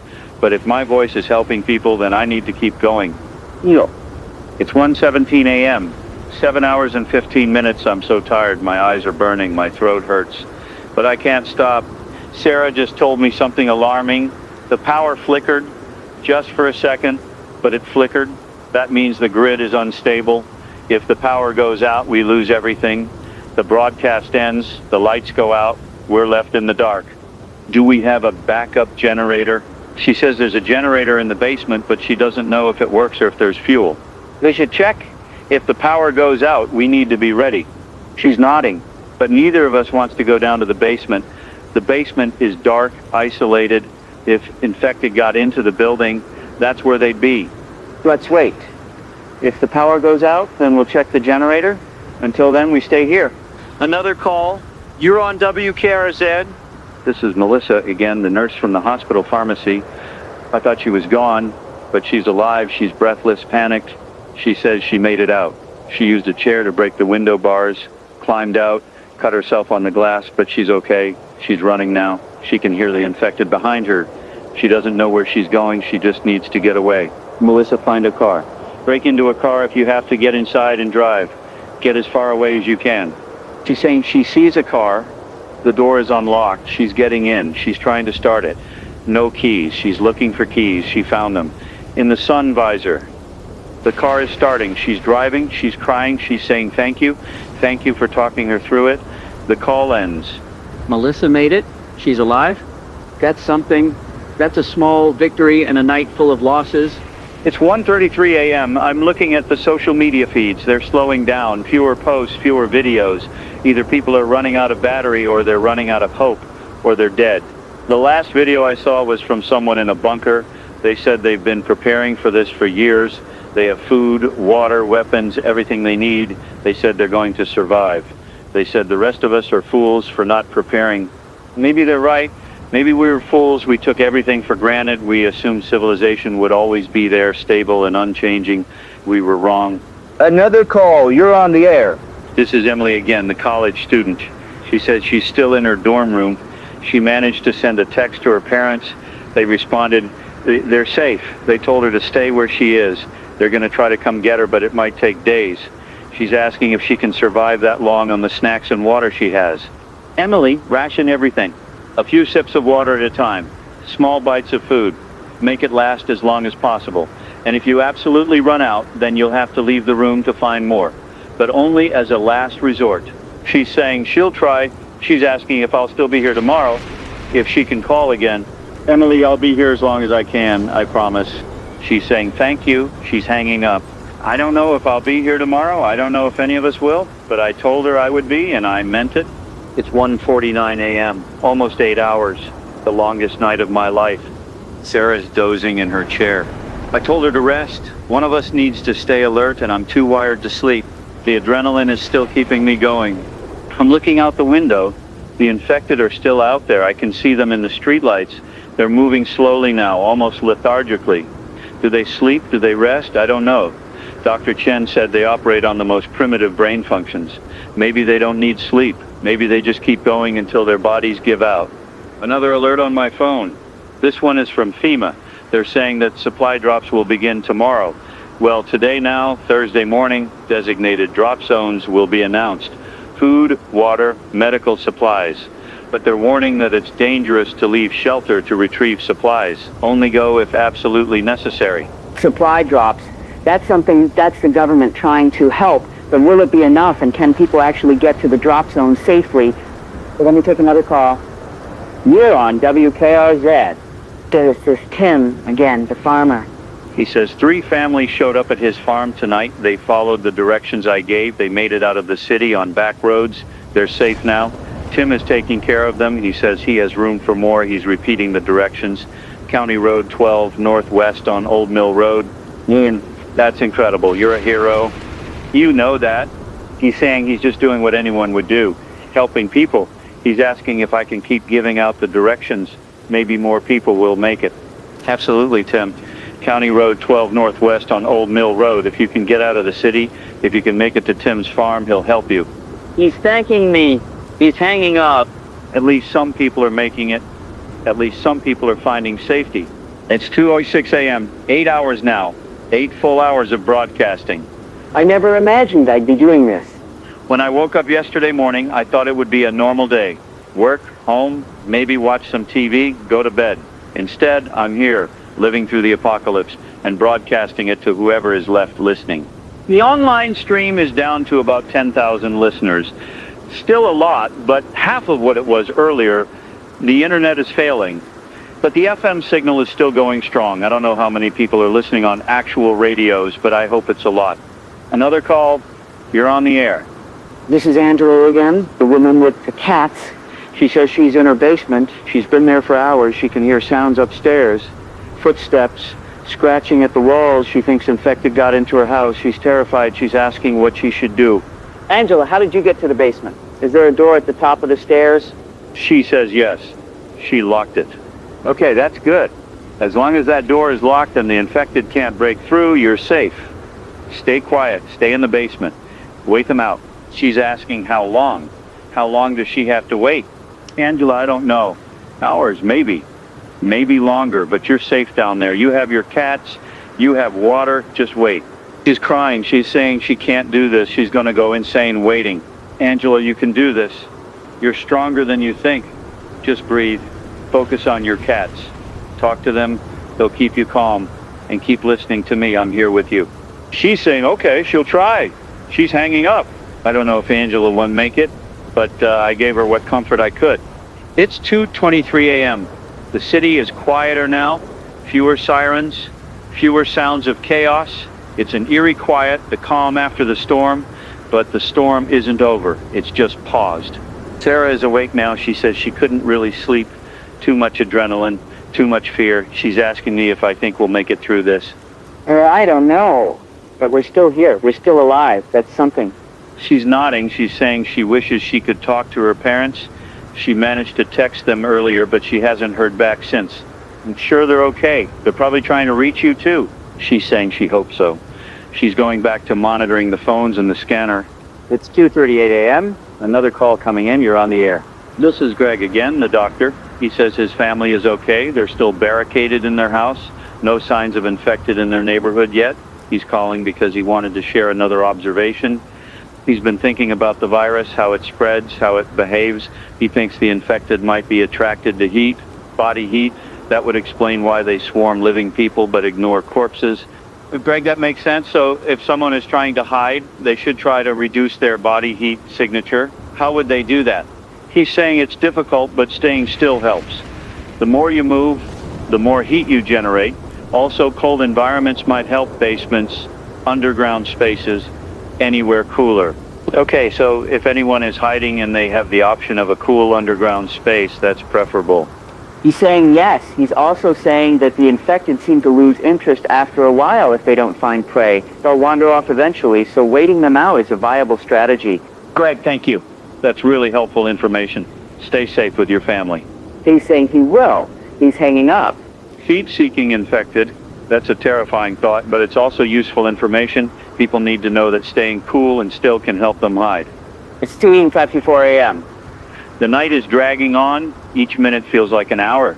Another video online. This one is from someone on a boat. They're in the middle of a lake. They can see the shore in the distance. There are fires on the shore. They're saying they left the city hours ago, drove to the lake, found a boat, and now they're out here. They're safe for now. They have some supplies. They're planning to stay on the water until this is over. That's smart. The infected can't swim, I assume. Water is a natural barrier. If you can get to a boat, a lake, an island, you're probably safer than on land. Let me take another call. You're on WKRZ. This is someone named Rachel, not the Rachel from earlier, a different Rachel. She's calling from a hotel. She's a truck driver, like Curtis and some of the others. She stopped at a hotel on the highway for the night. She's in her room now. She says the hotel is quiet. She hasn't seen anyone, infected or otherwise. She's asking if she should stay or leave in the morning. Rachel, if the hotel is secure and quiet, I'd say stay, at least until you have a clear plan of where to go next. The roads are dangerous right now. She's saying she was supposed to deliver a load to Cleveland, but Cleveland is probably gone by now, right? Rachel, I don't know, but even if Cleveland is still there, getting there safely is going to be nearly impossible. I'd say abandon the delivery, focus on your own survival. She's saying that's what she figured. She's going to stay in the hotel, rest, and figure out her next move in the morning. She's thanking me. She's hanging up. More truckers surviving. They're mobile, they're resourceful. They're going to be the ones who rebuild if there's anything left to rebuild. It's 3:11 a.m. I'm past exhaustion now. I'm in some kind of trance state, just going through the motions, talking, answering calls, reading alerts. It's automatic. Sarah is checking the news sites. She says most of them are offline now. Only a few are still updating. The ones that are online are showing the same thing. Cities in chaos, governments collapsing, millions dead or infected. Millions! In less than 12 hours, millions of people are gone. The scanner just crackled to life. The transmission, it's faint, but I can hear it. A voice, calm and professional, military maybe. The voice is saying that containment has failed. Repeat, containment has failed. All personnel are to fall back to designated rally points. Do not engage the infected. Conserve ammunition. Focus on survival. Containment has failed. The military is giving up. They're retreating. If the military can't stop this, no one can. It's 3:27 a.m. 9 hours. 9 hours of broadcasting. 9 hours of watching the world end. Another call. You're on the air. This is Daniel again, the young boy.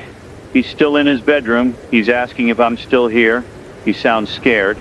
Daniel, yes, I'm still here. Are you okay? He says he had to use the bathroom. He went across the hall like I told him. He heard noises downstairs. He thinks someone or something is in the house. He's back in his room now, door locked. Daniel, listen to me. Stay in your room. Do not leave. Do not make noise. Whatever is downstairs, don't let it know you're there. He's asking, what if it comes upstairs? What if it finds him? Daniel, if that happens, you hide under the bed, in the closet, anywhere, and you stay quiet. Do you understand? He says yes. He's crying softly. He's asking if his parents are ever coming back. Daniel, I don't know, but I know that right now you need to be brave. Can you do that for me? He says he'll try to. He's hanging up. That boy is alone, terrified, and there's nothing I can do to save him. It's breaking my heart. It's 3:42 a.m. Sarah just looked out the window again. She says the infected are dispersing. There are only a few left in the street. Maybe they're moving on. Maybe we're safe for now. Or maybe they're gathering somewhere else, preparing for another attack. I don't know. I don't know anything anymore. Another call. You're on WKRZ. This is Curtis, the truck driver. Again, he says something is happening. He's at the rest stop, still in his truck. He just saw a convoy of military vehicles drive by on the interstate. Dozens of trucks, tanks, armored vehicles, all heading north, away from the city. Curtis, did they stop? Did you try to signal them? He says no. They were moving too fast. He doesn't think they would have stopped anyway. He says it looked like they were evacuating. The military is leaving. They're abandoning the city. Curtis, stay in your truck. Stay safe. Thank you for the update. He's hanging up. So that's it. The military is gone. We're on our own. It's 3:58 a.m., almost 4 in the morning. Almost 10 hours since I started this broadcast. The power flickered again. Longer this time. A few seconds. Sarah and I looked at each other. We both know what that means. The power is going to go out soon, maybe in minutes, maybe in hours. But it's coming. When the power goes out, this broadcast ends. I need to think about what to say, my final words, because that's what this will be, the final broadcast. murder call. You're on the air. This is Father Michael. No, wait, that can't be. Father Michael was bitten. He should be gone by now. The voice is slurred, guttural. It's not Father Michael anymore. It's what he became. Somehow he managed to dial my number. Maybe muscle memory, Maybe some tiny part of him is still in there trying to reach out. But the sounds he's making aren't words. They're growls, snarls. The infected can't speak. I'm hanging up. I can't listen to that. I can't bear it. It's 4:14 a.m. The power flickered again. We're running out of time. Sarah is crying. She's saying she doesn't want to die. She wants to see her family again. She wants this to be over. I'm telling her it will be okay, even though I don't know if that's true. Another call. You're on WKRZ. And this is Emily, the college student. She says she heard something, a sound outside her dorm room. Someone is in the hallway. They're trying door handles. She can hear them getting closer. Emily, stay quiet. Don't move. Don't breathe loudly. She's whispering. The handle to her door just turned. Someone is trying to get in. The door is locked. They're pounding now. She's terrified. Emily, hide right now. Under the bed, in the closet, wherever you can fit, and stay there. She's moving. I can hear her breathing. She's under the bed. The pounding is louder. The door is shaking. Emily, no matter what happens, don't make a sound. The line is still open. I can hear the pounding. I can hear Emily's quiet, terrified breathing. Then the pounding stops. Silence. Did they leave or did they break through? Emily, are you there? No response. The line is still connected, but she's not answering. Emily, please, say something. Nothing. Just silence. The call ends. I don't know what happened to Emily. I don't know if she's alive. I'm trying not to imagine the worst. It's 4:29 a.m. The night is almost over. The sun will rise soon, but I don't think sunrise is going to make things better. The power is flickering constantly now. We have minutes, maybe. Sarah is asking me what we should do. Should we stay? Should we try to leave? I don't know, Sarah. I really don't know. Out there is dangerous, but in here we're trapped. If the infected get in, we have nowhere to go except the fire escape. She's saying maybe we should leave now while we still can. Maybe she's right. Maybe it's time. But I don't want to leave. Not yet. Not while there are still people listening. Not while I can still help. Another call. You're on the air. This is Angela. The woman in the basement, she's whispering the infected are gone. She went upstairs to check her house is trashed, but it's empty. She's safe. Angela, that's wonderful. Stay in your house. Stay safe. She's thanking me. She's saying she couldn't have made it without my voice keeping her calm. She's hanging up. At least Angela made it. At least someone made it. It's 4:46 a.m. The power just flickered and stayed off for 10 seconds before coming back on. This is it. We're at the end. Sarah is standing by the door, ready to leave. She's asking me one more time if I'm coming. I'm telling her to go. Take the fire escape. Get to safety. I'm staying. I need to stay as long as I can. She's refusing. She's saying she's not leaving without me. Sarah, please, go. Save yourself. She's shaking her head. She's staying. We're both staying. We'll see this through together. It's 4:53 a.m. Another call. You're on WKRZ. This is Daniel. The boy, he's still in his room. He says the noises downstairs stopped. He went to his bedroom window. He can see the street. The sun is starting to rise. He can see people outside. Not infected people, survivors. They're walking down the street, moving cautiously. He's asking if it's safe to go outside. Daniel, wait! Don't go out yet. Let the sun come up fully. See what the day looks like. Then decide. He's saying, okay. He's going to wait. He's thanking me for staying with him all night. He's hanging up. And the sun is rising. It's Thursday morning. We made it through the night. But what does the day hold? More of the same, worse? I don't know, but we're about to find out. It's 5:02 a.m. The power is holding for now. Maybe we'll get a few more hours. Maybe we'll make it through another day. The Mangloid. Sarah just looked out the window. She says the street is empty. The infected are gone. She can see smoke rising from different parts of the city. The fires are still burning. But the immediate threat seems to have passed. For now. Let me take one more call. You're on the air. This is Marcus Webb, WKRZ, 10 every Central, and you've been with me for 10 hours now. 10 hours of the longest night any of us will ever experience. The caller is Tim, the farmer. He's saying he just wanted to check in. More families arrived during the night. He now has about 30 people at his farm. They're organizing, setting up defenses, planning for the long term. He says they're going to make it. They're going to survive. Tim, that's incredible. You're building something, a community. That's what we need. That's how we survive this. He's saying he'll keep listening, he'll keep checking in, he's thanking me for everything. He's hanging up. The community, people coming together. That's hope. That's the future. If there is a future. It's 5:17 a.m. The sun is fully up now. I can see the city in the daylight. It looks different. Quieter, emptier. Buildings are damaged. Streets are littered with debris. Cars are abandoned. But the city is still standing. We're still standing. I don't know how long the power will last. I don't know how long I can keep broadcasting. But for now, I'm here. I'm still here. And as long as I am, I'll keep talking. I'll keep trying to help. Because that's what we do. That's what it means to be human. We don't give up. Even when everything is falling apart, we keep fighting. We keep hoping. We keep helping each other. This is Marcus Webb, WKRZ 1004.7 FM. If you're listening wherever you are, whatever you're facing, know that you're not alone. We're all in this together, and we're going to make it through. Somehow we'll find a way. Stay safe. Stay strong and stay listening, because I'm not done yet. It's 5:34 a.m. now. The morning light is spreading across the city, revealing the full extent of the damage. From this window, I can count at least 15 separate fires still burning. The downtown skyline looks wrong somehow. Several buildings have broken windows. One appears to have partially collapsed. The streets below are eerily empty except for abandoned vehicles and scattered debris. Sarah just brought me a bottle of water from our dwindling supply. She says we have maybe 6 bottles left and half a box of crackers.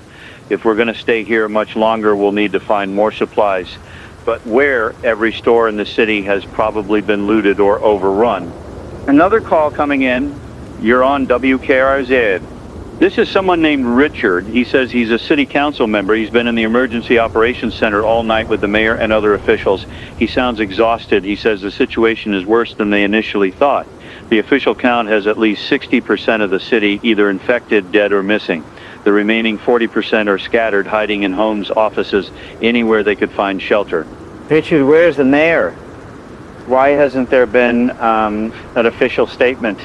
He's hesitating. He's saying the mayor was evacuated around midnight. Helicopter lifted him and several other officials out of the city. They're at an undisclosed location. Richard stayed behind. He felt someone needed to remain in the city with the people. That's admirable, Richard. What's the plan? Is there any organized response? He's saying there isn't really a plan anymore. The Emergency Operations Center is running on backup generators. They've lost contact with most of the police force. Fire departments aren't responding. The National Guard units that were supposed to secure the city never arrived, or if they did, they were overwhelmed. He's saying the federal government has essentially written off the city. They're focusing on containment, keeping the infection from spreading further. So they've abandoned us. He's not denying it. He's saying that people need to organize themselves into groups, find secure locations, pool resources. He's giving out the address of the Emergency Operations Center, saying anyone who can make it there safely will be given shelter and supplies. But he's warning that getting there will be dangerous. Richard, thank you for staying. Thank you for trying. What's the address? He's saying 2047 Civic Center Plaza, the basement level. There's a reinforced shelter there designed for emergencies. It can hold maybe 200 people. He's saying that's where he'll be. He's hanging up. Did everyone hear that? 127 Civic Center Plaza, basement level. If you can get there, there's shelter and supplies, but please only attempt it if you're sure you can make it safely. It's 5:51 a.m. I'm trying to process what Richard just told us. The mayor evacuated. The government has abandoned the city. We're on our own, just like I suspected. The scanner is completely silent now, not even the recorded message anymore. Either the system has failed or there's simply no one left to transmit. Another video just appeared online. This one is from a news helicopter still flying despite everything. The helicopter is over the downtown area. The camera is panning across the city. Entire blocks are burning. The streets are filled with infected, thousands of them just wandering aimlessly in the daylight. The reporter is saying that this scene is being repeated in cities across the country. New York, Los Angeles, Chicago, Houston, all of them experiencing the same collapse. He's saying that the president has been moved to a secure military facility. Congress has been evacuated. The federal government is essentially operating in exile. Then the helicopter camera zooms in on something. There's a group of survivors on a rooftop waving frantically. The reporter is saying they can't land to rescue them. It's too dangerous. All they can do is document. That's all any of us can do. Document and survive. A feed cuts out. It's 6:08 a.m. Another call. You're on the air. This is Linda, the woman with the dog Max. She made it through the night in the parking garage like I suggested. She's saying the sun is up now and she can see the city from her vantage point.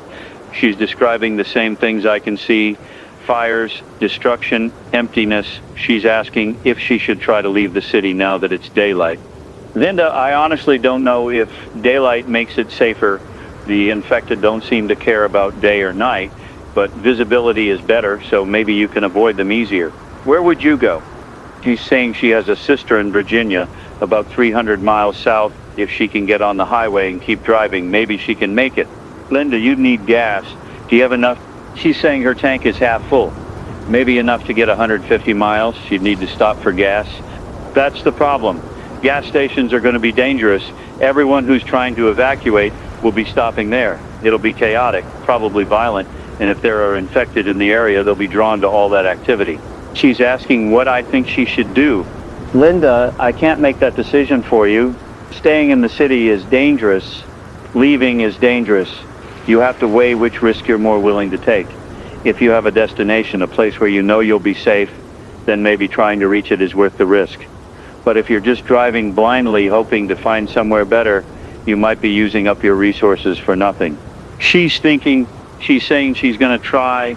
She's going to head south, try to reach her sister. She's thanking me for helping her last night. She's saying Max is a good dog, keeping her company. She hopes she'll make it. Linda, I hope so too. Drive safe. Avoid major roads if you can. Back roads might be clearer. Good luck. She's hanging up. I wonder if I'll ever know if Linda made it. Probably not. That's the reality now. People come into your life for a moment, you try to help them, and then they're gone, and you never know what happened to them. It's 6:23 a.m. Sarah just pointed something out. The number of online listeners has dropped below 5,000 now. The internet infrastructure is definitely failing, but our FM signal is still broadcasting. People with radios can still hear us. How many? I don't know. Could be hundreds, could be thousands. There's no way to measure. Another call coming in. You're on WKRZ. This is Jake, the high school teacher from last night. He's still at the school with his group. They made it through the night. He's saying that this morning they did a sweep of the school, checking all the rooms. They found 3 other people hiding in different parts of the building. A janitor, a student who had stayed late for practice and got trapped, and a woman who broke in during the night looking for shelter. So now their group is 11 people. Jake, that's good. Strength in numbers. How are supplies? He's saying they raided the cafeteria. They have enough food for maybe a week, if they're careful. Water is good. The school has its own well system. They're trying to figure out their next move. Should they stay at the school long term or try to relocate? Jake, the school sounds like a good location. It's large, defensible, has supplies. Unless you have somewhere specific that's clearly better, I'd say fortify where you are. He's saying that makes sense. They're planning to barricade the ground floor, establish lookouts, create a schedule for watches.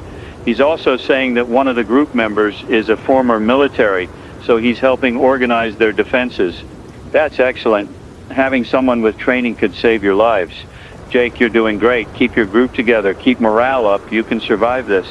He's thanking me. He says they're all listening to the broadcast. It's helping them stay focused, stay hopeful. He's hanging up. Communities forming. People working together. This is how we survive. Not as individuals, but as groups. Humans are social creatures. We're stronger together. It's 6:41 a.m. The sun is fully up now. It's actually a beautiful morning, clear sky, moderate temperature. If you didn't look at the burning buildings or the empty streets, you could almost pretend everything was normal. But it's not normal. It's never going to be normal again. I've been on the air for over 12 hours now. 12 hours of continuous broadcasting. My voice is getting rough despite drinking water. My eyes are gritty from lack of sleep. My body aches from sitting in this chair. But I'm still here, still talking. Another call. You're on WKRZ. This is Greg, the doctor. Again, he's saying his neighborhood is still quiet. No infected have come through. He's wondering if maybe the infected are concentrating in the city center drawn to the higher population density. Maybe suburban areas are seeing fewer incidents. That would make sense, Greg. The infected are looking for prey. Where there are more people, there will be more infected. He's saying he's been thinking about long-term survival. Medical supplies are going to be critical. People are going to get injured, sick. Without hospitals functioning, even minor injuries could become life-threatening. He's suggesting that people should try to raid pharmacies if they can do so safely, stock up on antibiotics, painkillers, bandages, anything medical. That's good advice. Though I imagine most pharmacies have already been looted. He's saying yes, probably, but there might be smaller ones or medical supply stores that people overlooked. It's worth checking. He's also saying that knowledge is going to be valuable. If anyone listening has medical training or survival skills or any specialized knowledge, they should share it with their groups. That expertise could save lives. Greg, you're absolutely right. This is a new world. The skills that mattered before might not matter now. What matters is practical knowledge. How to treat injuries, how to purify water, how to grow food, how to defend yourself.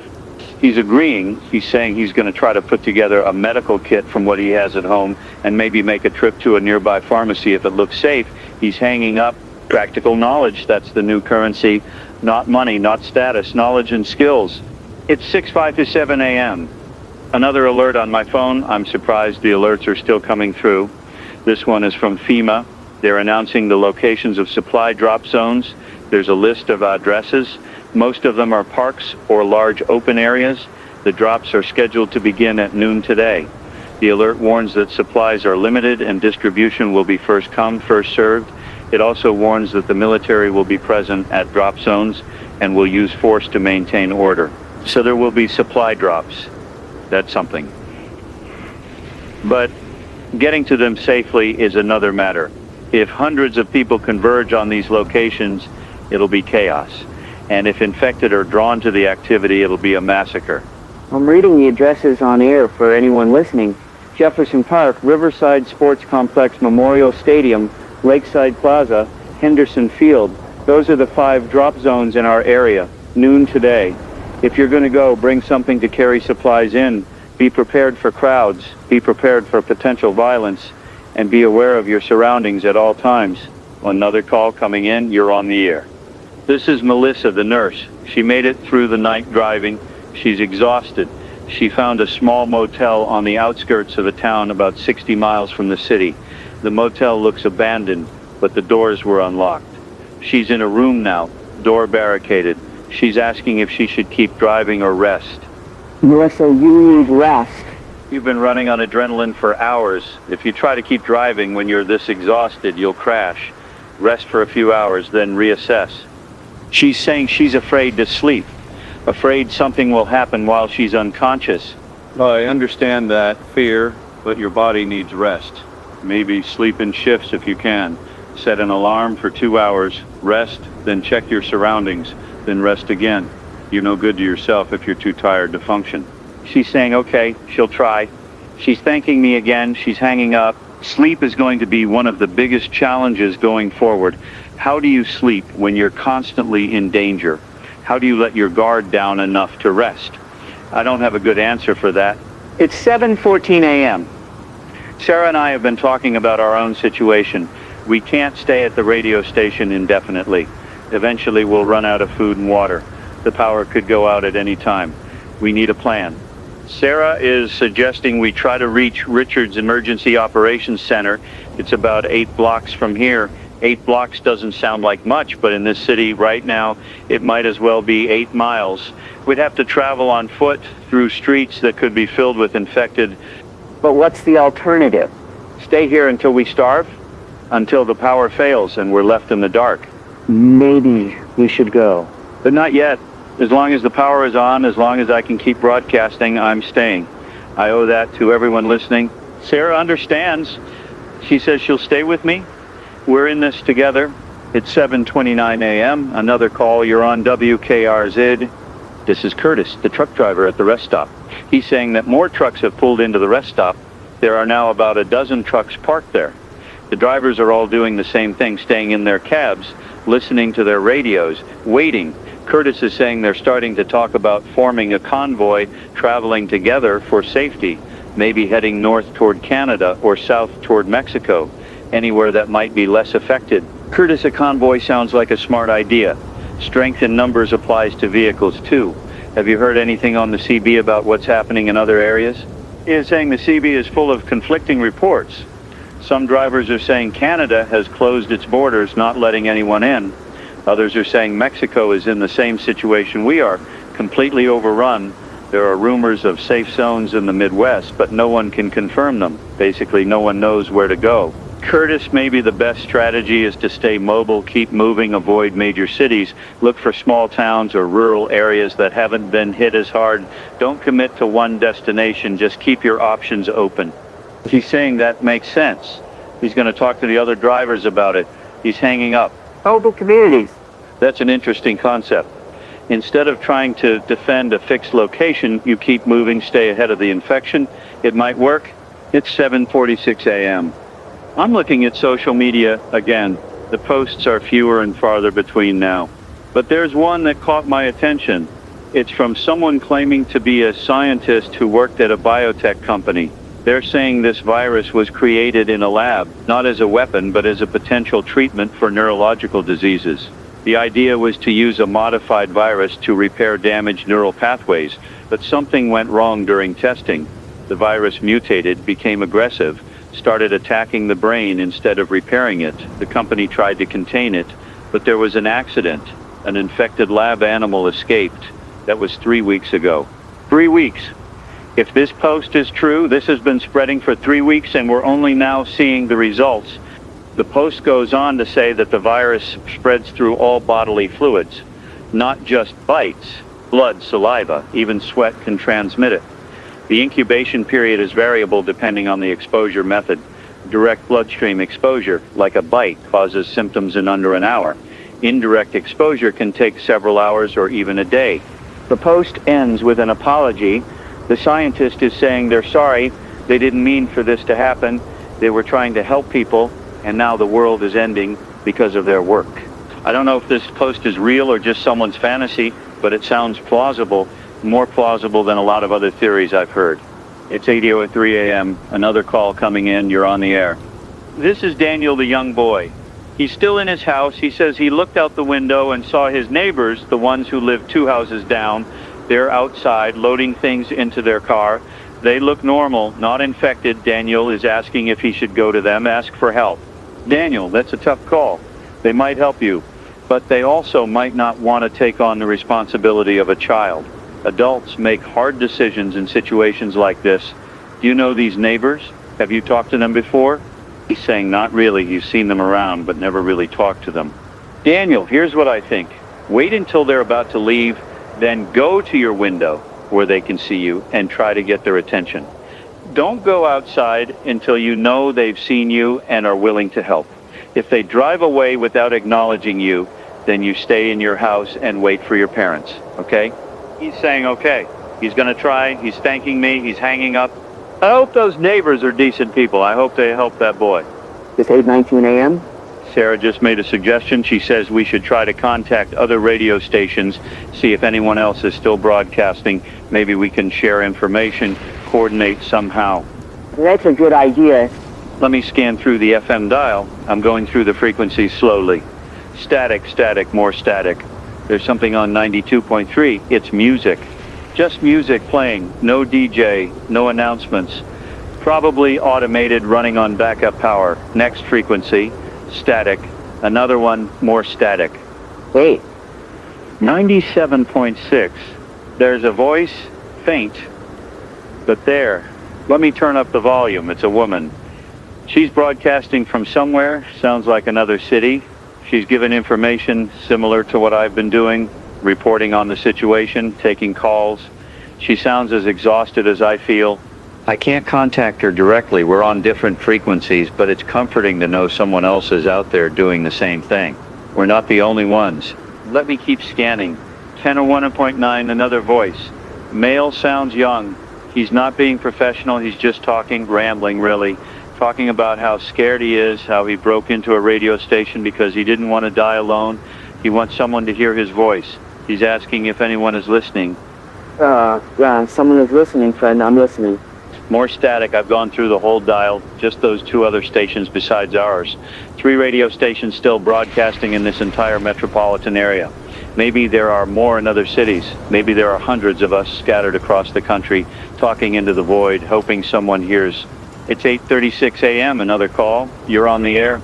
This is Rachel, the woman from the grocery store. She barricaded herself in the back room like I suggested. She made it through the night. She's saying this morning she peeked out and saw that the store is completely empty. Everything has been looted, even things that aren't useful. Someone took all the shopping carts, for instance. The front windows are smashed. She can see the street outside. It's empty, too. Rachel, do you want to stay there or try to find somewhere else? She's saying she doesn't know. The store feels exposed now with the windows broken, but she doesn't know where else to go. Rachel, do you have a car nearby? She's saying her car is in the parking lot. She can see it from here. It looks intact. Then here's what I suggest. Gather whatever supplies you can find in that store. Anything that's left, water, canned goods, anything. Load it into your car. Then drive to one of the supply drop zones I mentioned earlier. Get there before noon, before the crowds. Position yourself safely nearby. When the supplies drop, grab what you can and leave. She's saying that sounds like a plan. She's going to do that. She's thanking me. She's hanging up. I'm basically becoming a survival consultant, giving advice on how to stay alive. It's surreal. It's 8:52 a.m. The power flickered again. Longer this time, maybe 30 seconds. Sarah and I just looked at each other. We both know what's coming. The power is going to fail. It's not a matter of if, it's when. When it does, the broadcast ends. The lights go out.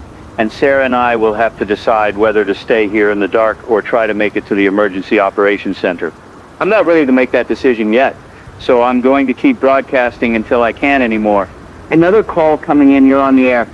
This is Tim the farmer. He's calling with an update. His community has grown to over 40 people now. Families keep arriving, following the directions I've been giving out. Tim says they've organized work details. Some people are reinforcing the buildings, others are tending to livestock, others are planting gardens for long-term food production. They're thinking ahead, planning for a future. Tim, that's incredible. You're building something real there, a genuine community. He's saying that's the goal. He's also saying they've set up a watch rotation. They have people keeping an eye on the access roads, making sure no infected are approaching. So far, they haven't seen any. It seems like the rural areas really are safer. Tim, have you had any conflict within the group? 40 strangers living together? That can't be easy. He's saying there have been some tensions. Yes. People are stressed, scared, but they're working through it. They had a meeting this morning where everyone agreed on some basic rules, share resources equally. Everyone contributes according to their ability. No weapons pointed at other community members.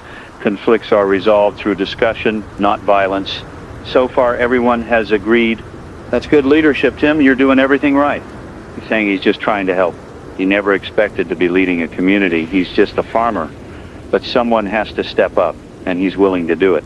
Tim, the world needs more people like you. Keep it up, and keep checking in. Your success gives the rest of us hope. He's saying he will. He's hanging up. 40 people at Tim's farm, 11 at Jake's school, 200 potentially at Richard's Emergency Operations Center. That's just in this area. How many other small communities are forming across the country? Hundreds? Thousands? These pockets of survivors are the seeds of whatever comes next. It's 9:09 a.m. I'm checking the news websites again. Most are completely offline now, but one major site is still updating. The headline says, "Collapse Global Civilization in Freefall." The article is short, written by an editor who's still at their desk somewhere. It says that every major city on every continent is experiencing the same crisis. Governments have either collapsed or gone into hiding. Military forces are fragmenting, with some units following orders and others abandoning their posts. The global death toll is estimated in the tens of millions and rising. The article ends with a personal note from the editor. They're saying goodbye. They don't know if anyone will read this.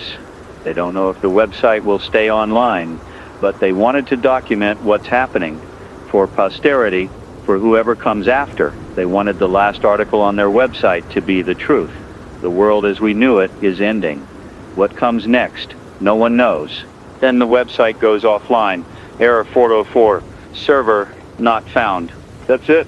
One of the last major news sources just went dark. Here and now, small radio stations like this one. Independent broadcasters. People with ham radios. That's all that's left of the global communications network. It's 9:27 a.m. Another call. You're on WKRZ.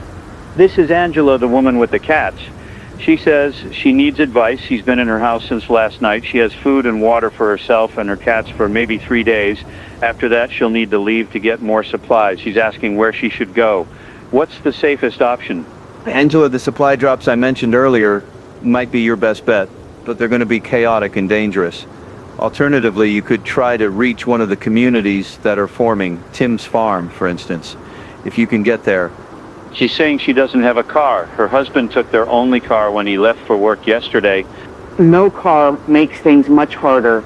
Angela, how far are you from any of the supply drop locations? She's saying the nearest one is about 3 miles. She could walk it, but 3 miles through the city right now is extremely dangerous. You're right, it is. What about neighbors? Is there anyone nearby you could team up with, someone with a car who might be willing to take you? She's saying she doesn't know. She hasn't seen any of her neighbors since yesterday. Everyone is hiding. Angela, here's what I think.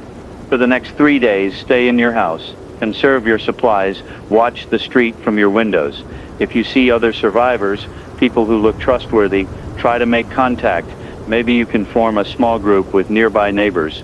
A group has a much better chance of making it to a supply drop or to one of the communities than an individual alone. She's saying that makes sense. She'll try. She's hanging up. So many people facing impossible decisions. Stay or go. Trust others or remain isolated. Every choice carries risk. It's 9:44 a.m. Sarah just informed me that we're down to about 3,000 online listeners. The internet really is collapsing, but we're still broadcasting on FM. Anyone with a radio can hear us. I wonder how many people are listening on radios. Old-fashioned transistor radios, car radios, boom boxes. Technology that seemed obsolete yesterday is now a lifeline. Another call coming in. You're on the air. This is someone named Patricia. She's elderly. She says she's 73 years old. She's alone in her apartment. She's on the 5th floor of a high-rise building.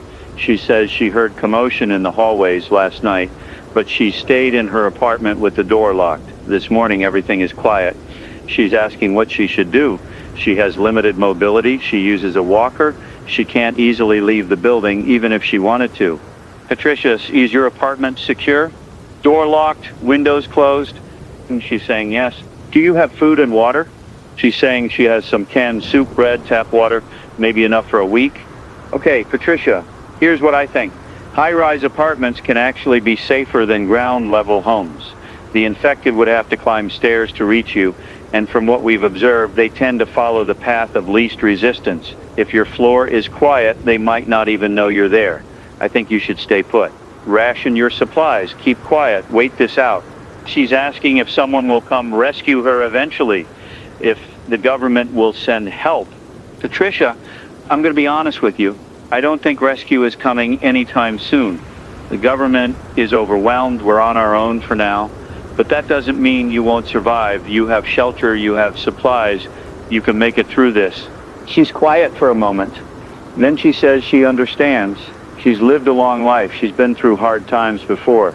She survived the Cold War, economic recessions, personal tragedies. She can survive this too. She's thanking me. She's hanging up. 73 years old and facing the apocalypse alone. But she's not giving up. If she can stay strong, then so can the rest of us. It's 10:01 a.m. I've been broadcasting for almost 16 hours now. 16 hours. It seems impossible, but here I am, still talking. It power flickered again. This is it. We're in the final stretch. The grid is about to fail completely. Sarah is suggesting we start preparing to leave.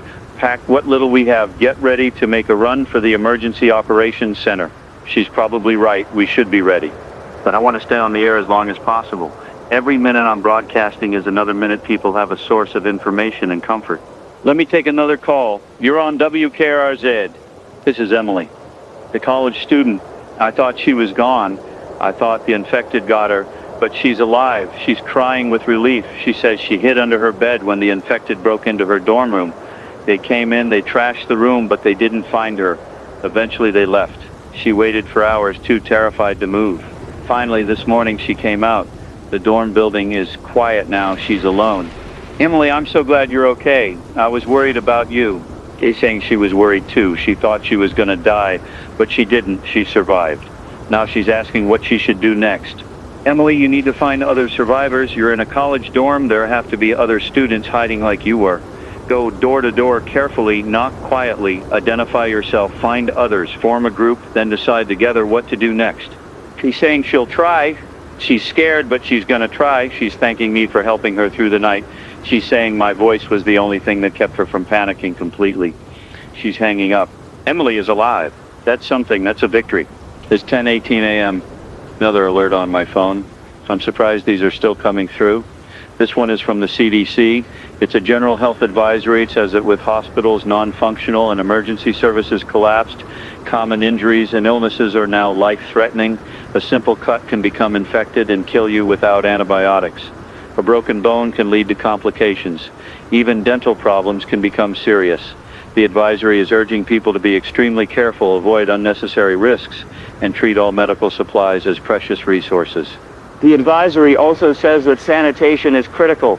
Without functioning water treatment and garbage collection, disease can spread rapidly. People need to establish proper waste disposal systems, purify water before drinking, and maintain hygiene as much as possible. We're not just fighting the infected, we're fighting against the collapse of all the systems that keep us healthy. Disease, infection, malnutrition. These will kill as many people as the infected will.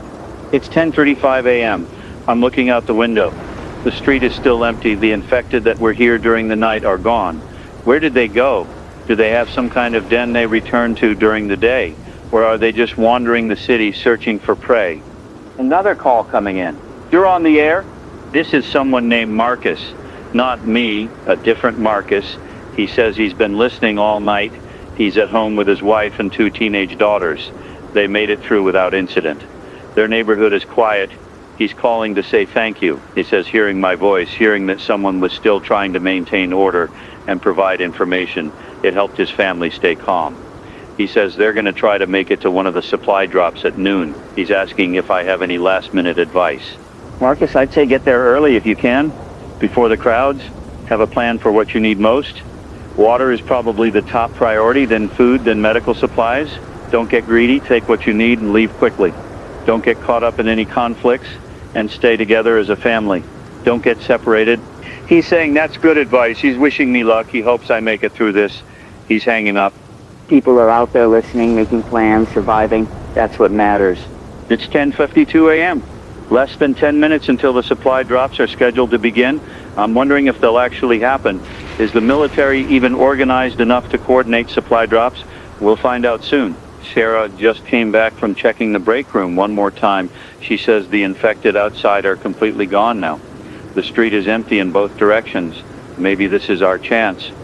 Maybe we should leave now while it's clear and try to make it to the emergency operations center. She's probably right. This might be our best opportunity. But I want to stay until the power fails. I want to broadcast until the very last second. Sarah is understanding. She says we'll wait, but we need to be ready to move fast when the time comes. It's 11:07 a.m. Another call. You're on WKRZ? This is Jake from the school again.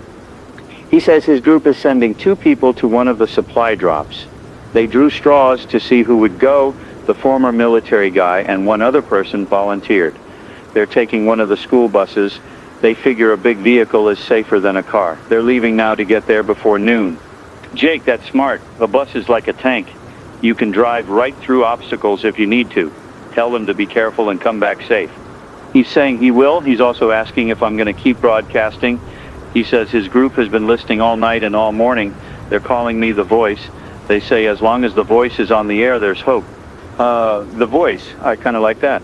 Jake, I'll stay on as long as I can. I promise. He's thinking me. He's hanging up. The voice? Marcus Webb, WKRZ 10 Road 4.7 FM, now known as The Voice. I never imagined my career would end up here. It's 11:24 a.m. I'm watching the clock. In about 35 minutes, the supply drops are supposed to happen. I'm hoping they go smoothly. I'm hoping people can get what they need without violence. But I'm not optimistic. Desperate people do desperate things. When there's limited resources and unlimited need, conflict is inevitable. Another call coming in. You're on the air. This is Richard, the city council member. He's still at the Emergency Operations Center. He says they've taken in about 80 people so far. He's asking me to repeat the address for anyone who missed it. He says they have room for more. Richard, the address is 2047 Civic Center Plaza, basement level. Richard, how are things there? Is it secure? He's saying it's as secure as they can make it. The basement shelter is reinforced concrete designed to withstand disasters. They have supplies for about a month if they ration them. They have a generator with fuel, medical supplies. They're even trying to organize some kind of government establishing rules and responsibilities. That's good, Richard. You're building something sustainable. He's asking if Sarah and I are planning to come there. He says we'd be welcome. He says what we're doing, staying on the air, providing information, it's important, but we can't do it forever. Eventually we'll need shelter too. He's right. I know he's right. Richard will come when the power fails. We'll make our way there. It's about 8 blocks, right? He's saying yes, 8 blocks. He's warning me that the route isn't safe. There are infected scattered throughout downtown. We'll need to be careful, move quietly, avoid attracting attention. We will. Thank you, Richard. He's saying he'll see us soon. He's hanging up. So that's our plan. When the power fails, Sarah and I leave the station and try to make it to the Emergency Operations Center. 8 blocks. It's not far. We can do it. It's 11:41 a.m. Almost time for the supply drops. I'm watching the online stream numbers. We're down to about 1,500 now. The internet is in its death throes. But the FM signal is still strong. We're still broadcasting. Another call. You're on WKRZ. This is Tim, the farmer, again. He says he's been listening all morning. He knows I've been on the air for almost 17 hours straight. He's asking if I'm okay, if I need anything. Tim, I appreciate the concern. I'm tired, but I'm okay. I'm going to keep broadcasting until I can't anymore. But he's saying that's admirable. He's also saying that if Sarah and I want to try to make it to his farm instead of the Emergency Operations Center, we'd be welcome there. It's about 40 miles, so it would be a journey, but his community would take us in. Tim, thank you. That means a lot. But 40 miles through hostile territory, I don't think we could make it. We're going to try for the Emergency Operations Center instead. He's understanding. He's wishing us luck. He's hanging up. Good people are still out there. People like Tim, like Richard, like Jake. People trying to help, trying to build something positive in the middle of chaos. That's humanity at its best. It's 11:58 a.m. 2 minutes until noon. 2 minutes until the scheduled supply drops. I'm holding my breath. Noon. It's noon now. I'm listening to the scanner, even though it's been silent. Nothing. No transmissions about supply drops. Wait, there's something. A transmission. It's garbled, but I can make out a few words. Drop zone Alpha underway. Maintain perimeter. It's happening. The supply drops are actually happening. Another call coming in. You're on the air. This is someone at Jefferson Park. They can see a military helicopter approaching. It's hovering over the park. Something is being lowered. Crates, supplies. The helicopter's dropping supplies. But there are people everywhere. Hundreds of people converged on the park. They're surging forward, trying to get to the supplies. The caller is saying it's chaos. People are fighting, pushing, trampling each other. The military personnel on the ground are trying to maintain order, but there are too many people. Now the caller is screaming, infected. There are infected in the crowd, drawn by the noise and activity. They're attacking people. The crowd is panicking, scattering. The military is firing. The caller is running. The line goes dead. Oh God, it's exactly what I was afraid of. The supply drops are turning into massacres. It's 12:08 p.m. I'm getting multiple reports now. Different people calling from different drop zones. It's the same story at all of them. Too many people. Not enough supplies, violence erupting, infected showing up. It's a disaster. One caller from Riverside Sports Complex says the military opened fire on the crowd to try to control them. Whether they were shooting infected or panicked civilians, the caller couldn't tell. Another caller from Memorial Stadium says a riot broke out. People fighting over the supply crates with knives and clubs. The infected came and the military just left, flew away and abandoned everyone. This is a catastrophe. The government's attempt to help is making things worse. It's 12:24 p.m. The reports keep coming in. Every supply drop zone has descended into chaos. The military is gone now. Helicopters pulled back. The supplies are mostly gone too, either taken or destroyed in the fighting, and the infected are everywhere, drawn by the noise and the crowds. How many people died at those drop zones? Dozens, hundreds, all because they were desperate for food and water. I need to tell people, I need to warn anyone who's planning to go to a drop zone, don't. It's not safe. It's a death trap. If you're listening, stay away from the supply drops. Do not go. It's too dangerous. Find another way to get supplies. Raid abandoned stores, houses, anywhere. But do not go to the drop zones. It's 12:41 p.m. The power just flickered and went out completely for 10 seconds. We were in darkness and silence. Then it came back on. That's the warning. We have minutes left, maybe seconds. Sarah's packing our bag, water bottles, crackers, a flashlight, a small radio. That's all we have. We're preparing to leave, but I'm staying on the air until the power fails completely. Another call. You're on WKRZ. This is Marcus, the other Marcus with his family. They were at Jefferson Park. They made it out alive, but barely. His wife was injured in the crush, possibly a broken rib. One of his daughters was separated from them. They can't find her. He's panicked, crying. He's asking what he should do. Marcus, where are you now? He's saying they're hiding in a nearby building, a storefront with broken windows. They're trying to catch their breath. Marcus, your daughter, what's her name? He's saying Ashley. She's 16. Okay. Ashley is 16. She's old enough to be resourceful. She probably found her own hiding spot. Once things calm down, she'll look for you. Stay where you are for now. Let your wife rest. Once it's safer, go back to Jefferson Park and search the area. She might come back looking for you. He's saying, okay, you'll do that. He's hanging up. I hope Ashley is okay. I hope she finds her family. It's 12:57 p.m. The power is flickering constantly now. We're in the final moments. Sarah is standing by the door, bag packed, ready to go. I'm taking one last look around the studio. This place has been my home for 15 years. I've spent thousands of hours here playing music, talking to listeners, living a normal life. That life is over now. The power flickers again, stays off for 5 seconds, 10 seconds, then comes back. This is it. Let me say a few final words while I still can. This is Marcus Webb, WKRZ 104.7 FM. I've been broadcasting for over 18 hours of the end of the world. I've talked to dozens of you. I've tried to help. I've tried to provide information, comfort, hope. I don't know if any of it mattered, but I hope it did. I hope that somewhere out there someone survived because of something I said. That would make all of this worthwhile. The world we knew is gone. The cities, the governments, the systems we relied on, gone.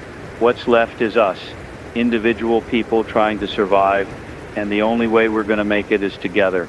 Form communities, help each other, share resources, protect the weak. That's how humanity survives. I don't know what the future holds. Maybe we'll rebuild, maybe we'll create something better than what we had, or maybe this is truly the end. Maybe the infected will overwhelm us all and humanity will fade into extinction. But I don't believe that. I believe we're stronger than we think. I believe we can survive this. People like Tim, the farmer, Richard, the councilman, Jake, the teacher, Emily, the student, Curtis, the truck driver, all of you out there listening, fighting, surviving, you're the future. You're what comes next. So don't give up, even when it seems hopeless, even when you're tired and scared and alone. Keep fighting. Keep helping each other. Keep being human. I'm going to try to make it to the Emergency Operations Center. Maybe I'll set up broadcasting equipment there. Maybe I'll be back on the air in a few days. Or maybe this is the last time you'll hear my voice. I don't know.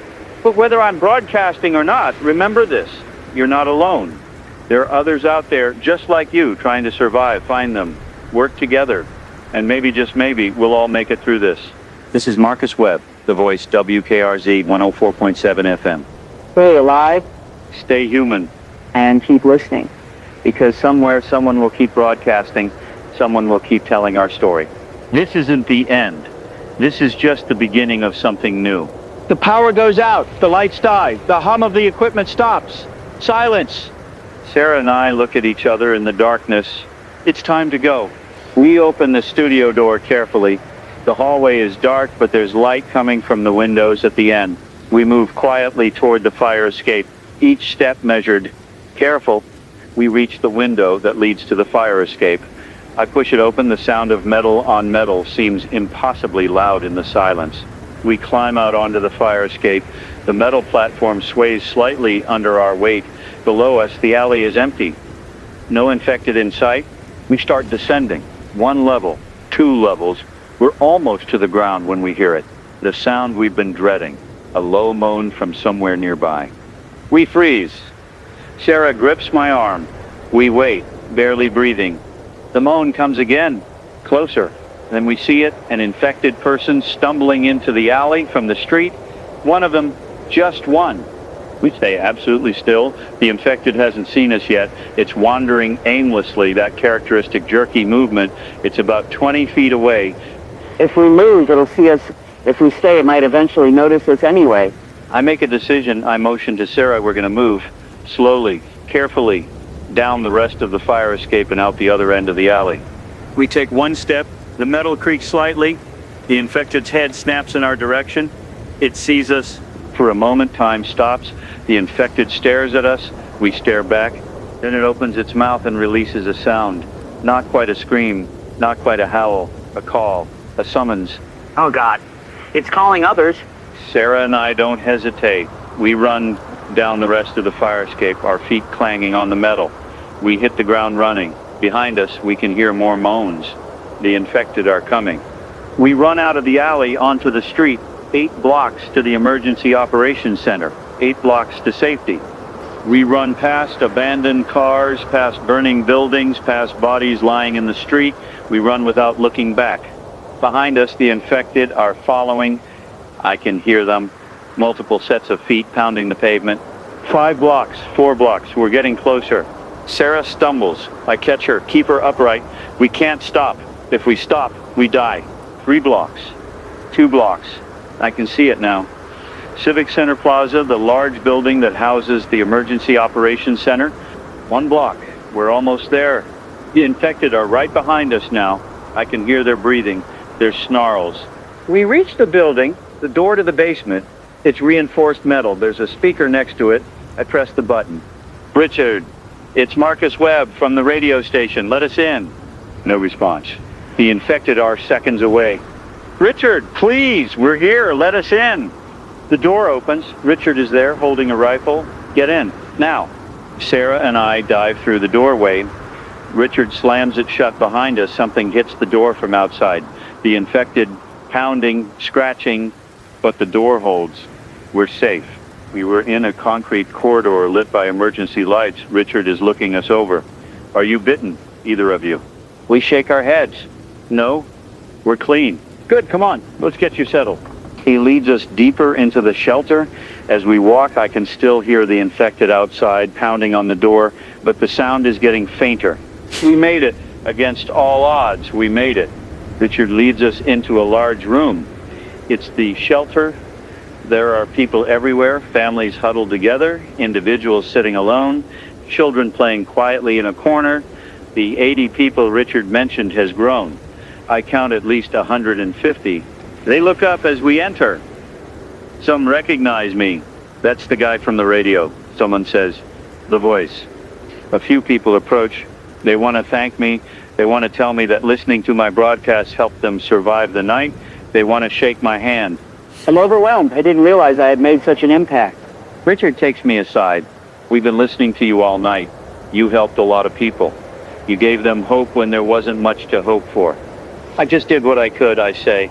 That's more than most people did, Richard replies. We need people like you. We're trying to rebuild here, create some kind of order. We could use someone who can communicate, who can lead. Lead me. I'm just a radio host. I'm not a leader. But maybe that's what this new world needs. Not politicians or generals, just regular people willing to step up and help. I'll do what I can, I tell Richard. He nods. That's all anyone can ask. Sarah and I find a corner to sit in. We're exhausted. We haven't slept in over 30 hours, but we're alive. We're safe for now. I look around the shelter. All these people, strangers, brought together by catastrophe, but they're working together, sharing food, comforting each other, being human. Maybe we can survive this. Maybe we can build something new. The world as we knew it is gone, but we're still here. And as long as we're here, there's hope. This is Marcus Webb, the voice, and this is just the beginning of our story.